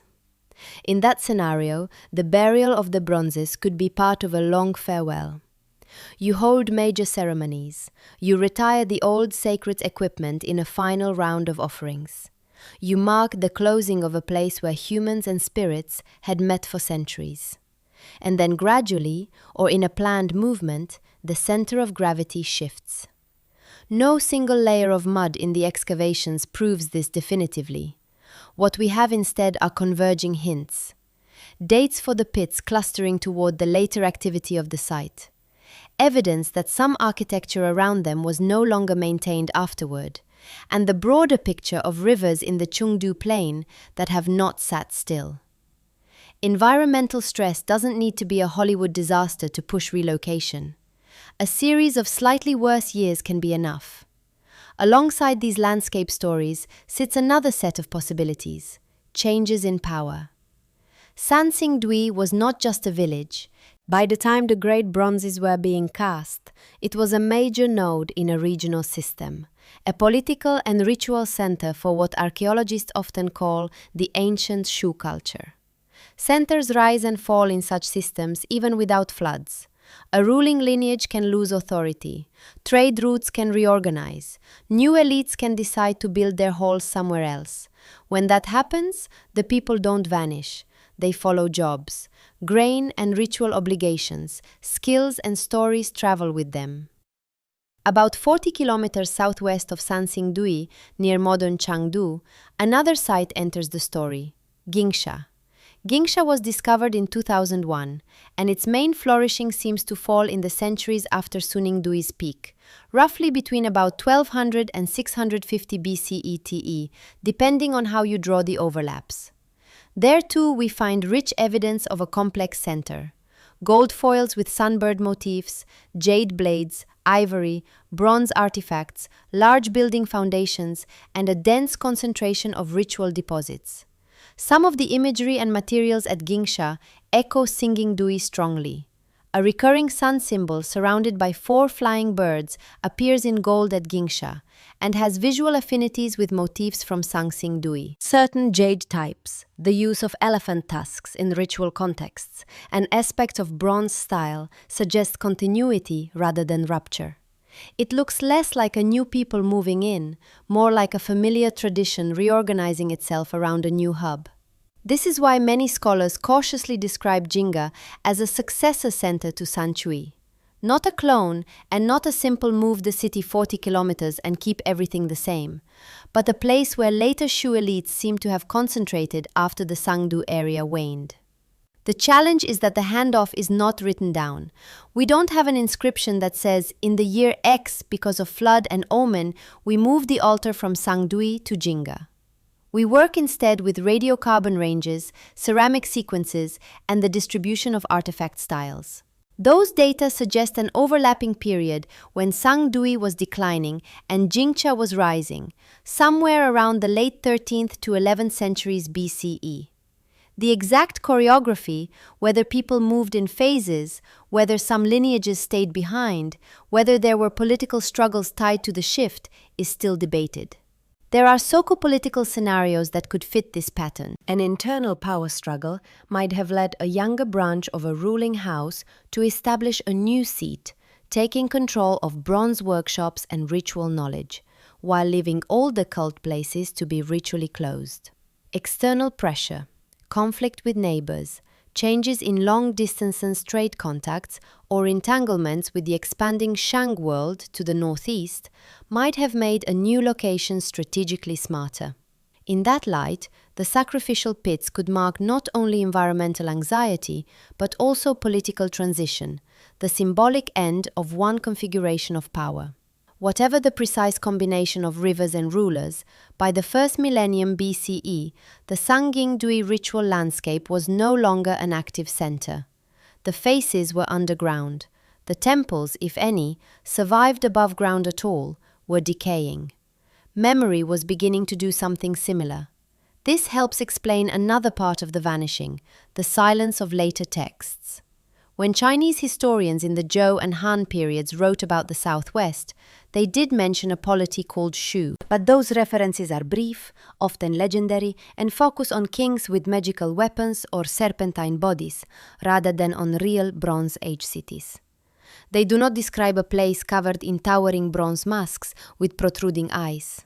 They do not list Sanging Dui or Ginger by name. By the time literate states from the Yellow River heartlands were incorporating Sichuan into their orbit, the old Shu centers had already been through centuries of transformation. Populations had mixed, material culture had changed. Whatever stories people still told about the age of the Great Bronzes were probably filtered through myth, localized cult, and shifting political needs. Writing itself was never adopted in these centers, in the same durable way it was in Shang. If there were records on perishable materials in ephemeral local scripts, they have not survived. So from the perspective of later court historians, Sanchi's world was not just geographically distant, it was temporarily blurred. They saw hills with scattered ruins, local deities, oral tales of ancient rulers, and folded them into broad, often vague categories. The people of Shu, the southwest, barbarians beyond such and such pass. The specificity that archaeologists can now see in the soil never made it into those tour lines of classical text. In that sense, Sindui vanished twice. Once on the ground as rivers shifted and centers of power moved toward places like Ginger, and once in memory as its distinct rituals, faces and stories dissolved into the general haze of ancient Shu in later writing. The bronzes in the pits survived physically, but for more than 2,000 years, no one with a brush and bamboo slip seems to have written down what they meant. That long quiet is why when the masks finally came back into the light in the 20th century, they felt not like familiar ancestors, but like the sudden return of a world that had been carefully and almost completely forgotten. For most of that long quiet, Sanchu existed only as layers of soil and faint bumps in the landscape. Villagers plowed fields over the old walls, dug ponds into the fields of collapsed platforms, and walked past fragments of ancient pottery without knowing that anything unusual lay below. The Shu kings remembered in later legend had already been wrapped in centuries of myth. The older bronze-masked world beneath them had dissolved into geology. This raises a puzzle that sounds simple but is actually deep. How does a major Bronze Age center with monumental bronzes and large engineered earthworks fade almost completely from collective memory? Part of the answer is technological. Sanging DUI left us no robust written record, no inscriptions in bronze, no carved stone stele, no archive of fired clay tablets. If there were notations on bamboo, wood or cloth, they've decayed. If there were local scripts scratched onto soft materials, they have not yet appeared in the excavations we have. By contrast, the Shang world along the Yellow River wrote on bone and shell and cast short texts in bronze. Those inscriptions survived fire, flood, and time.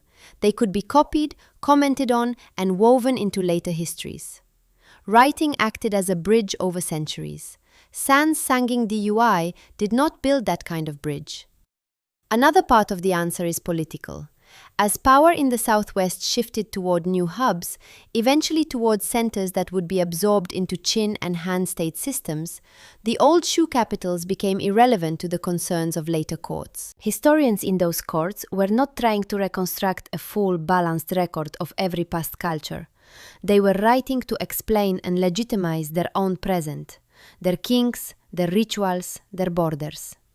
In that narrative, places outside the main political line of descent often appear only when they collide with it, as enemies, allies, or curiosities at the frontier. Sanxing's great days were already centuries in the past by the time literate officials from the northeast began to push into Sichuan. What they saw were different towns, different elites, different cults. The memory of an earlier bronze-masked ritual center, if it survived at all, would have been localized and fragmentary, spoken in dialects the court chroniclers did not hear. And then there is simple, slow burial. Rammed earth walls erode into low ridges that look like natural levees. Pits fill in, level out, and vanish beneath new sediments. Over generations, people forget that a certain field edge follows the old line of a city wall. They stop telling children why a particular null has an odd name.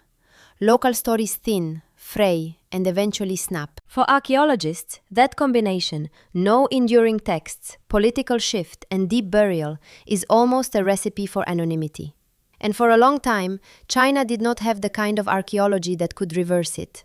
In the late 19th and early 20th centuries, what we might call modern scientific archaeology was just beginning to take root in East Asia. Early excavations were often rescue digs or treasure hunts, focused on objects rather than on carefully recording context. In Sichuan, far from the main centers of early archaeological training, work was sporadic. Bronze artifacts from the region did surface through tomb looting, chance findiness, or local collection, but they tended to be judged against a Yellow River template. If they didn't match Shang or Zhou styles, they were often labeled as barbarian curiosities, interesting but marginal. It took decades for methods and mindsets to shift. By the 19th century, Chinese archaeology had begun to systematize surveys, stratigraphic excavation, and typological analysis of ceramics and bronzes. Researchers started to recognize regional sequences and to see that peripheral areas had their own deep histories. In this new framework, the Sichuan Basin was no longer just a distant theater visited occasionally by northern states. It was a candidate cradle in its own right. The first clue that something big lay at Sangingdui surfaced in 1929, when a farmer digging a ditch reportedly came across a cache of jade and stone artifacts. Some pieces entered local collections. A few eventually reached scholars who noted that they didn't look like standard Central Plains finds, but the broader picture remained blurry. Political turmoil, war, and limited resources meant that systematic excavation on the scale needed to understand a buried city had to wait. It wasn't until the late 1970s and early 1980s that larger surveys and test digs began to outline the footprint of a substantial Bronze Age settlement near the village of Sanxingdui. Rammed earth walls, cultural layers rich in pottery and small bronzes, and indications of a center that was clearly more than a village. Even then, no one had seen the faces. That changed in 1986, when workers extracting clay near the site struck the first of the deep sacrificial pits, and archaeologists were called in. The initial finds already suggested a major deposit: dense, broken bronzes, jades, and ivory. But as excavation went deeper, the scale and character of the bronzes became startling. Masks over half a meter wide with exaggerated eye sockets, human-like heads with huge protruding tubular eyes, a towering bronze tree over 3 meters tall, figures with outstretched arms, intricate crowns, and a style of casting that simply did not fit the familiar Shang and Zhou canon. Sangsingdui went almost overnight from a regional archaeological site to an international headline. Part of that impact came from the objects themselves. They were visually unlike anything most viewers associated with ancient China. Part came from the timing.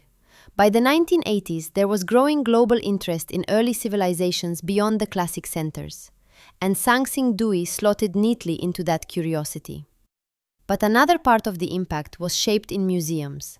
When the bronzes were conserved and put on display, curators quite naturally emphasized the most striking pieces: the large masks, the tall trees, the enigmatic human figures. Exhibitions leaned into the sense of mystery. Titles and captions spoke of enigmatic faces, lost kingdoms, and civilizations erased from history. Those phrases captured public attention. They also did something subtler. They framed Sangsingdui less as one node in a complex Bronze Age landscape and more as an almost cinematic anomaly. A strange, forgotten world suddenly blinking into view. This is where it helps to be careful with language like erased. Were the people of Sangsingdui deliberately written out of history by later states? At present, there is little evidence for a systematic campaign of suppression in the way we might imagine it today. What we do see is a structural silence, a culture without durable writing, a region that fell outside the main corridor of the histories that survived, a set of ritual practices that did not feed directly into the textual traditions that later scholars copied and commented on. In that sense, Sangsingdui was not so much erased as never properly inscribed, at least in the archives that endured. The pits themselves may have been a kind of intentional withdrawal, a decision by local elites to bury their most powerful ritual implements beyond normal reach. But the forgetting that followed seems to have been gradual and unplanned. The cumulative effect of environmental change, shifting power, and the biases of who gets to write. What 1986 did was not to reverse a single act of erasure, but to punch a hole through that long layered silence. Since then, the story has continued to change. Excavations in the decades after the initial discovery refined the layout of the site, traced city walls, and identified workshops. The find of ginger added another piece to the puzzle of how shoe centers shifted over time. And beginning in 2019, a new round of work uncovered additional sacrificial pits, numbered 3 through 8, with hundreds more bronzes, gold artifacts, and fragments of yet more elaborate figures and trees. These new pits complicate earlier assumptions. They suggest that the practice of massive ritual burial at Sangsingdui was not a one-off event, but part of a longer, perhaps episodic tradition. They broaden the range of imagery, hint at new combinations of human, animal, and cosmic motifs, and provide more material for dating and technological analysis. With each pit, the outlines of Sangsingdui's world grow a little clearer, and in some ways, stranger. The long forgetting is over, but the process of remembering is only just beginning. To see how these new finds are reshaping our picture of the bronze faces and the people behind them, we need to look more closely at what the latest pits contain and at the questions they force us to ask all over again. When archaeologists announced around 2020 and 2021 that 6 new sacrificial pits had been identified and were being excavated at Sangsingdui, it felt less like a sequel and more like a quiet reopening of the original mystery.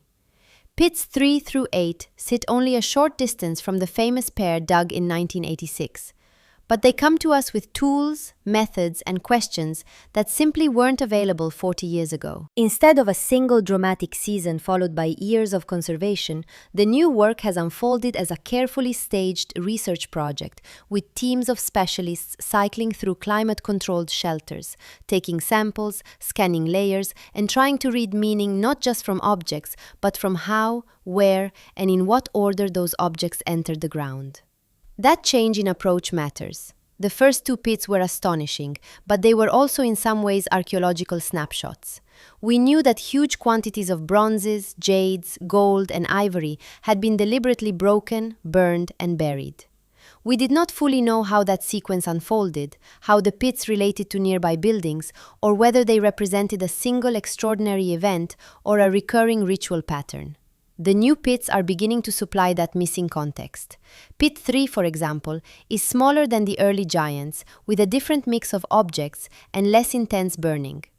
Pits 5 and 6 are shallow, packed with gold foils, bronze fragments, and ivory, while Pit 8 is large and deep, with layered fills, suggesting multiple episodes of deposition. When you line these up stratigraphically and compare soil layers, charcoal bands, and artifact clusters, a rough choreography starts to emerge. You can begin to talk about stages. Perhaps there was an initial phase where certain bronzes and jades were carefully placed, followed by burning that altered some surfaces but left others intact. Perhaps later generations reopened the ritual space, added new offerings, and sealed the pits again.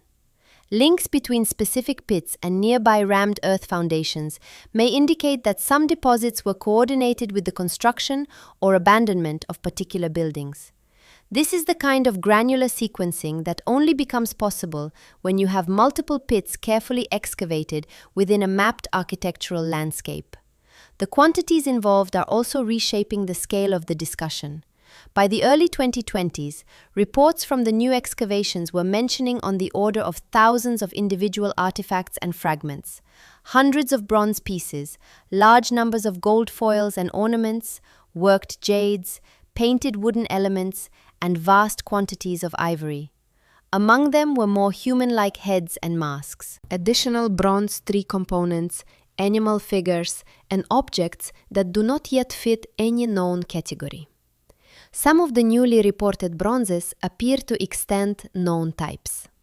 Masks with slightly different eye forms, heads with new headdresses, bases and fittings that may once have supported tall standing figures or complex ritual assemblages. Others introduce surprises like miniature altars, hybrid creatures, and shapes that suggest textiles or wooden structures now lost. At one level, these finds help fill in gaps. A fragmentary piece from 1986 suddenly makes more sense when a near counterpart turns up in Pit 3 or Pit 8. You can see how arms attached to torsos, how crowns fitted onto heads, how tree branches locked into trunks, broken lines of imagery become whole again. At another level, the new material breaks open neat categories. Motifs we thought we understood, like the large staring eyes, show up in new configurations combined with birds, dragons, or mountain-like forms. Objects we had classified as purely ritual begin to show where patterns suggesting repeated handling or display. The boundary between cult image offering and status symbol blurs. Here is where improved conservation and scientific testing come in. In the 2020 to 2021 campaigns, bronzes are lifted with surrounding soil intact, moved into lab-like spaces, and gradually exposed under controlled conditions. This allows for microsampling, tiny bits of metal for metallurgical analysis, residues from surfaces for organic testing, and precise charcoal fragments for radiocarbon dating. Metallurgical studies can trace ore sources and alloy recipes, telling us whether different pits drew on the same production networks or whether each event tapped distinct workshops or trade circuits. Residue analysis on bronzes, ceramics, and soil can in some cases detect traces of plant oils, pigments, or even foodstuffs, hinting at what was poured, painted, or placed on these objects before burial. Radioarbon dates from different layers within the pits and from associated structures can tighten the chronology. Instead of placing Sangxingdi's peak somewhere broadly between about 121,000 BCE, we may eventually be able to see whether the great pit burials clustered within a few decades or whether they were distributed across generations. These kinds of tests do not just add numbers to a timeline. They probe the relationships between ritual, economy, and environment. Where the ivory offerings spike in a period of increased elephant hunting, where the changes in alloy composition line up with shifts in trade routes, where the episodes of intense burning correspond to broader climatic events. It might be tempting to imagine that each new pit, each new analysis will push us closer to a single clean story about who the Sandui people were, what they believed, and why they buried their bronzes. What the recent work is showing, however, is almost the opposite. As contexts become clearer, they also become more differentiated. Instead of one monolithic sacrificial pit ritual, we begin to see a sequence of related but distinct performances evolving over time, intertwined with political changes we can only dimly perceive. Instead of one Singdui style, we see workshops experimenting with forms, combining local traditions with influences that may have traveled from the north, the south, or along river corridors we have yet to fully map. The new pits answer some long-standing questions. They confirm that massive ritual burial was not a single outburst, but a recurring practice. They strengthen the case for Sangxingdui as a sustained complex center, not a brief flare of Bronze Age extravagance. But they also multiply the questions. Why do some pits emphasize gold foils, while others foreground large bronzes? Why do burning patterns differ? Why do certain motifs cluster together then disappear? And how do these shifting ritual choices relate to the rise, transformation, and eventual eclipse of this bronze world? To approach those puzzles, we have to bring Singdui into conversation with its neighbors, and with the better documented traditions along the Yellow River. That means stepping back from the pits themselves and asking how this Sichuan center fits or refuses to fit within the wider map of early Chinese civilization. So where does all of this leave us with a landscape that is richer in detail than it was in 1986, but still dominated by three enormous simple questions? Who were these people really? What did the bronze faces mean to them? And why at some point in the late 2nd millennium BCE did they choose to end this ritual world by breaking, burning, and burying so much of it? The first question, identity, sounds straightforward, but it isn't. We can say that the Sangxingdui community was part of the broader Shu cultural sphere in the Sichuan basin. We can say that their bronzes, jades, and gold work show connections to other sites in the region, like the later Jinga, and that their dates overlap with the late Shang dynasty, around the 12th to 11th centuries BCE. But were they a single kingdom in the way later Zhou texts describe states? A cluster of allied towns sharing rituals and artisans, a lineage center whose ritual prestige far exceeded its political reach. Right now, the evidence allows all of those possibilities. We do not yet have their own words for themselves. We have no inscriptions, no royal names, no lists of ancestors carved into stone. All we have are patterns in material, where workshops cluster, how prestige goods circulate, how architectural platforms relate to the pits. Those patterns suggest hierarchy and organization. They hint at elites who could command labor, concentrate ivory and metal, and coordinate large formalized rituals. But they stop short of spelling out titles, offices, or a clear political structure. Then there is the question of the faces. When you look at those great staring bronzes with their exaggerated eyes, hooked noses, and occasionally almost mask-like stillness, it is natural to want a single answer. These are gods, these are kings, these are shamans in ritual regalia. The difficulty is that each of those answers can fit some of the evidence, but none of them comfortably fits all of it. If the masks are ancestors mounted on poles or structures to preside over rites, that would line up with the importance of lineage in later Chinese ritual life. It might help explain the repetition of certain features, as if specific forebears were being referenced again and again. If they are deities, perhaps embodiment of mountains, rivers, or sky powers, then the large eyes and sometimes inhuman proportions make sense as deliberate exaggeration. They would not be portraits in our sense, but icons intended to make invisible forces visible if they are leaders, rulers, or ritual specialists. The elaborate headdresses, ear spools, and sometimes individualized traits could reflect courtly status. The combination of human and stylized elements would then mark them as persons transformed by ceremony. And if they are mythic beings, figures from stories we no longer know, then the problem becomes deeper still. Without the stories, we can only guess at why some heads wear crowns that seem to sprout birds, or why certain eyes are enlarged, or why a few faces seem almost serene while others feel tense and alert. The likeliest answer is that Sangdui did not draw the neat boundaries we tempted to use. A god could be an ancestor. A ruler could be semi-divine. A ritual specialist could stand as a living link between humans and a more than human world.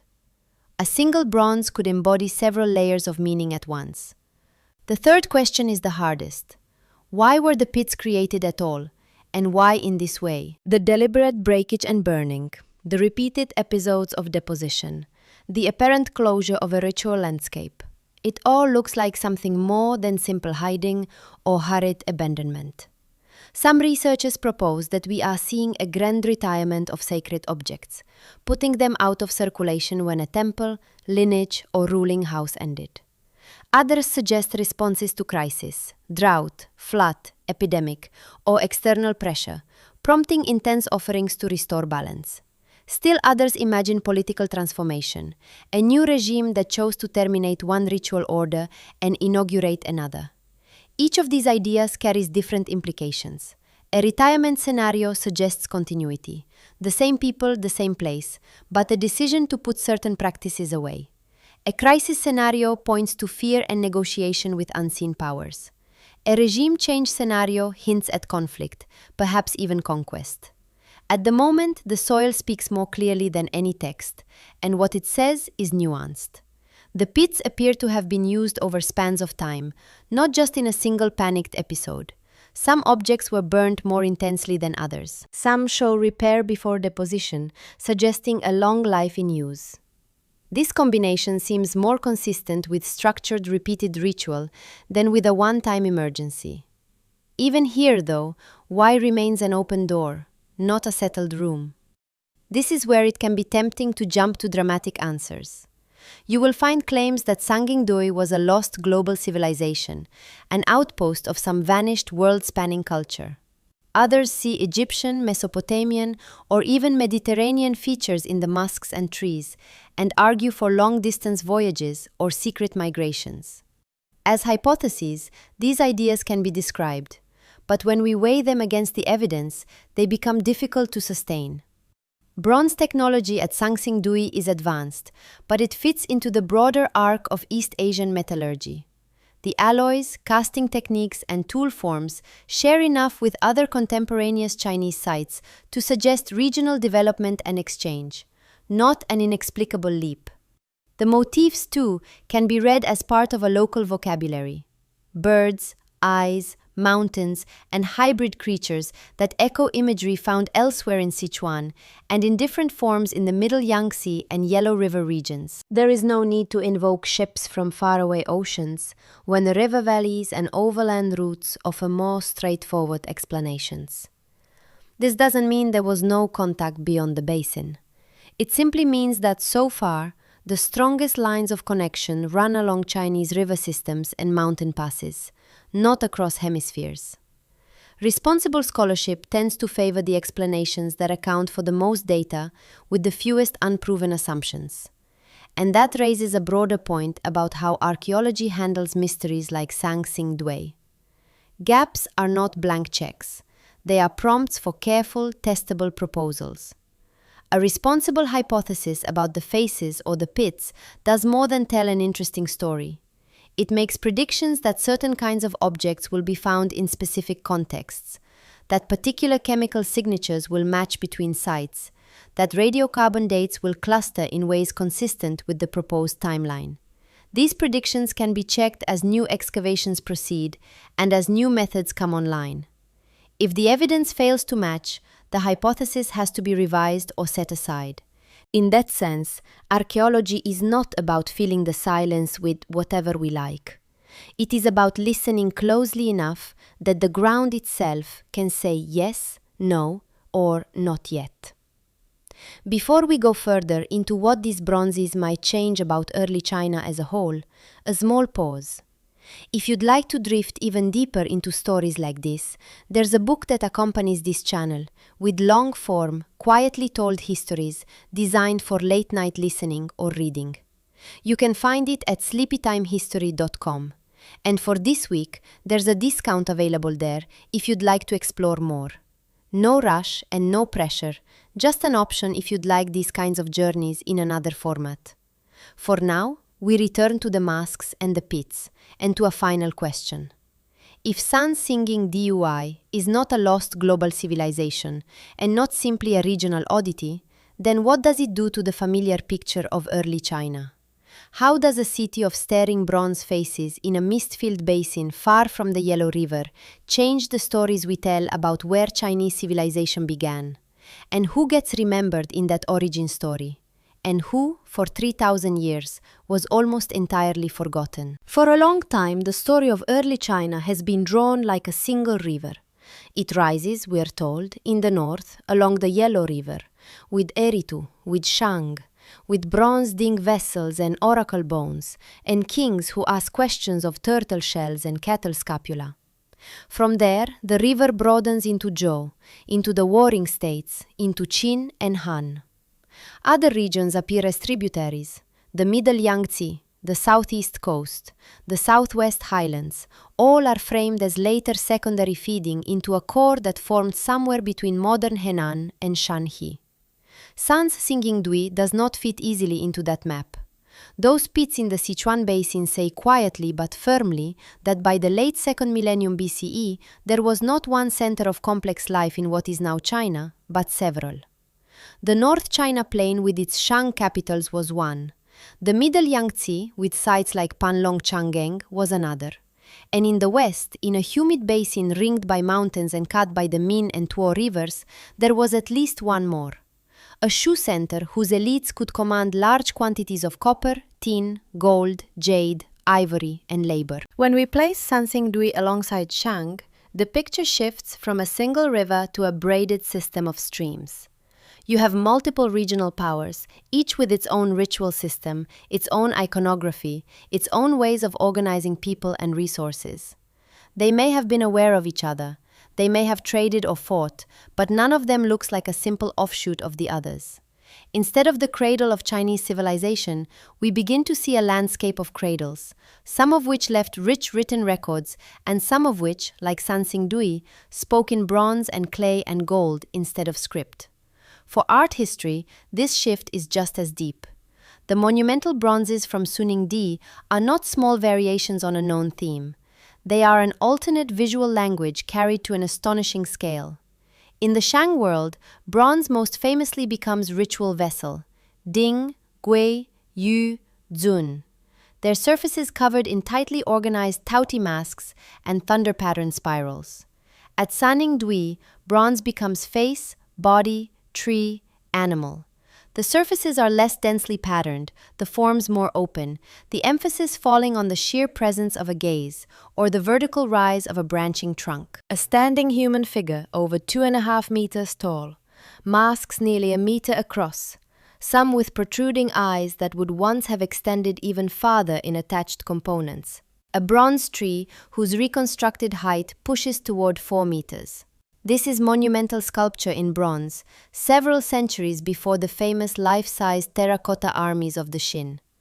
The style is not simply primitive or crude compared to Shang, it is different in its priorities.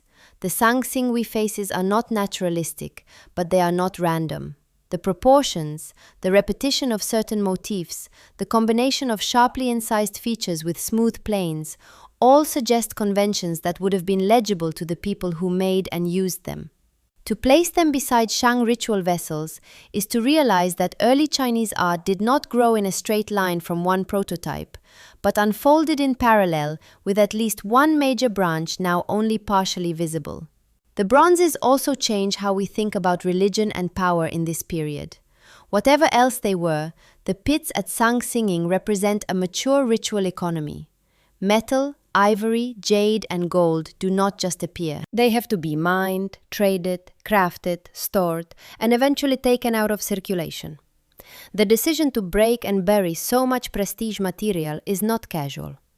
It implies authorities, perhaps a court, perhaps a lineage leadership, perhaps priests who could control the flow of powerful objects. Instead of imagining power as something expressed only by building palaces or winning battles, Sansing Dui invites us to see it in the ability to orchestrate spectacle and destruction.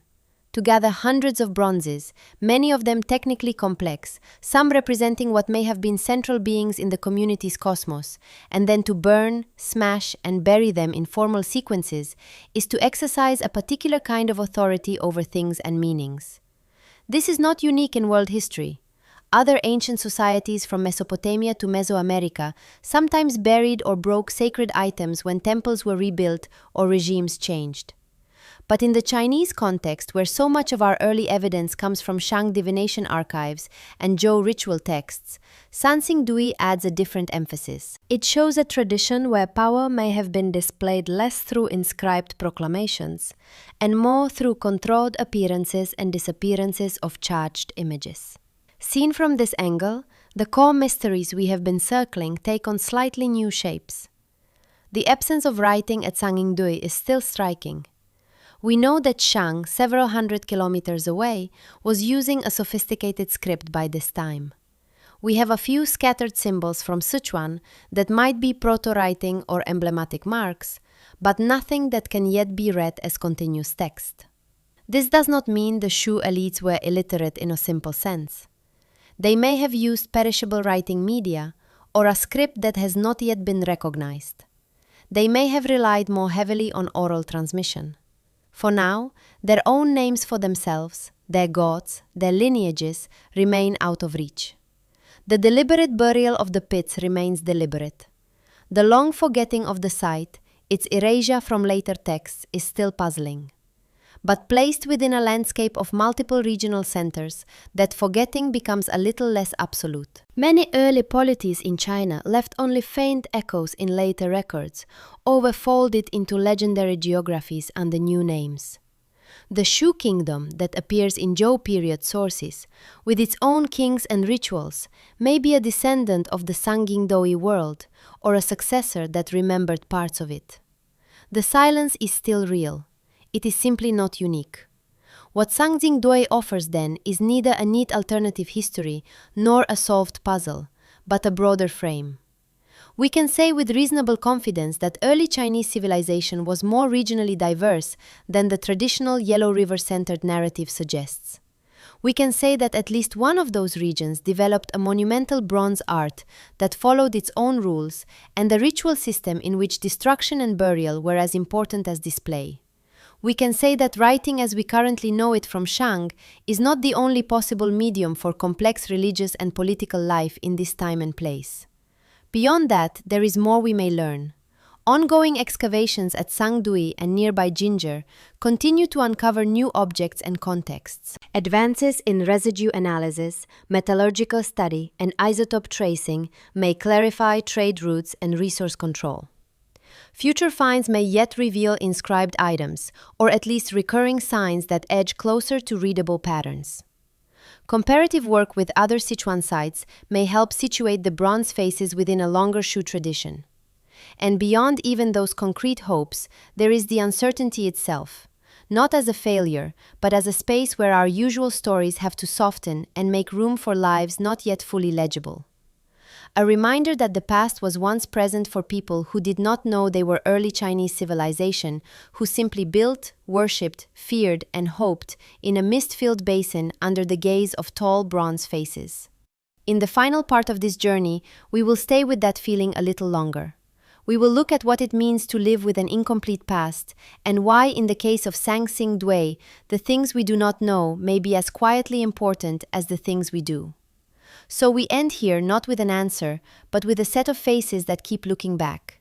In this one site, in this one basin, we have a cluster of questions we can't quite put down. Who first imagined those vast bronze masks with their long, level eyes and measured mouths? What stories wrapped around the standing figure whose hands now grasp empty air? What words were spoken when the pits were opened, when the ivory burned, when the bronze softened and the gold was torn away and laid down in the ash? The evidence lets us say some things carefully. We can say there was a powerful community in the Sichuan Basin between roughly 1200 and 1000 BCE, able to organize large labor forces and long-distance exchange. We can say their ritual life centered on images unlike those in the Yellow River world, and that these images mattered enough to be destroyed in ordered ways, not discarded as trash. We can say their story does not fit neatly as a side branch of Shang, and that early China was already a tapestry of overlapping centers rather than a single line. Beyond that, we are still in the realm of possibilities. Connections to Shang, to later Shu, to other southwest cultures remain partly drawn in pencil. The reasons for the pits, the logic of their burial, the cause of Sandier's disappearance from later memory are all still open to future spades, future labs, future conversations. That openness is an invitation. If you'd like to keep following these kinds of quiet mysteries, you can help this channel grow by tapping like, leaving a comment and subscribing. If you feel comfortable, let me know where you're listening from and what time it is. As you reach this part of the story, it's always a small wonder to imagine all the different rooms and nights that these old questions drift into. If this journey through Sangqing Dui and deep time has been soothing, you might also enjoy a longer, slower dive into other prehistoric secrets. There's a book that expands on some of these themes, wandering through vanished worlds, climatic bottlenecks, and forgotten peoples. You can read more about it or pick up a copy at sleepytimehistory.com. For now, the excavation lights are off. The archaeologists have gone home. Far below the modern fields and roads, the remaining bronzes rest in the dark, the metal cool, the expressions unchanged. They've already waited 3,000 years. They can wait a little longer until the next careful trench is opened. The next brush moves a layer of soil and new eyes, yours, mine, someone else's. Pause again in the quiet and wonder who exactly these people were, and how much more of their world still lies just out of reach. Heat, heat, heat, heat, heat, heat, heat, N.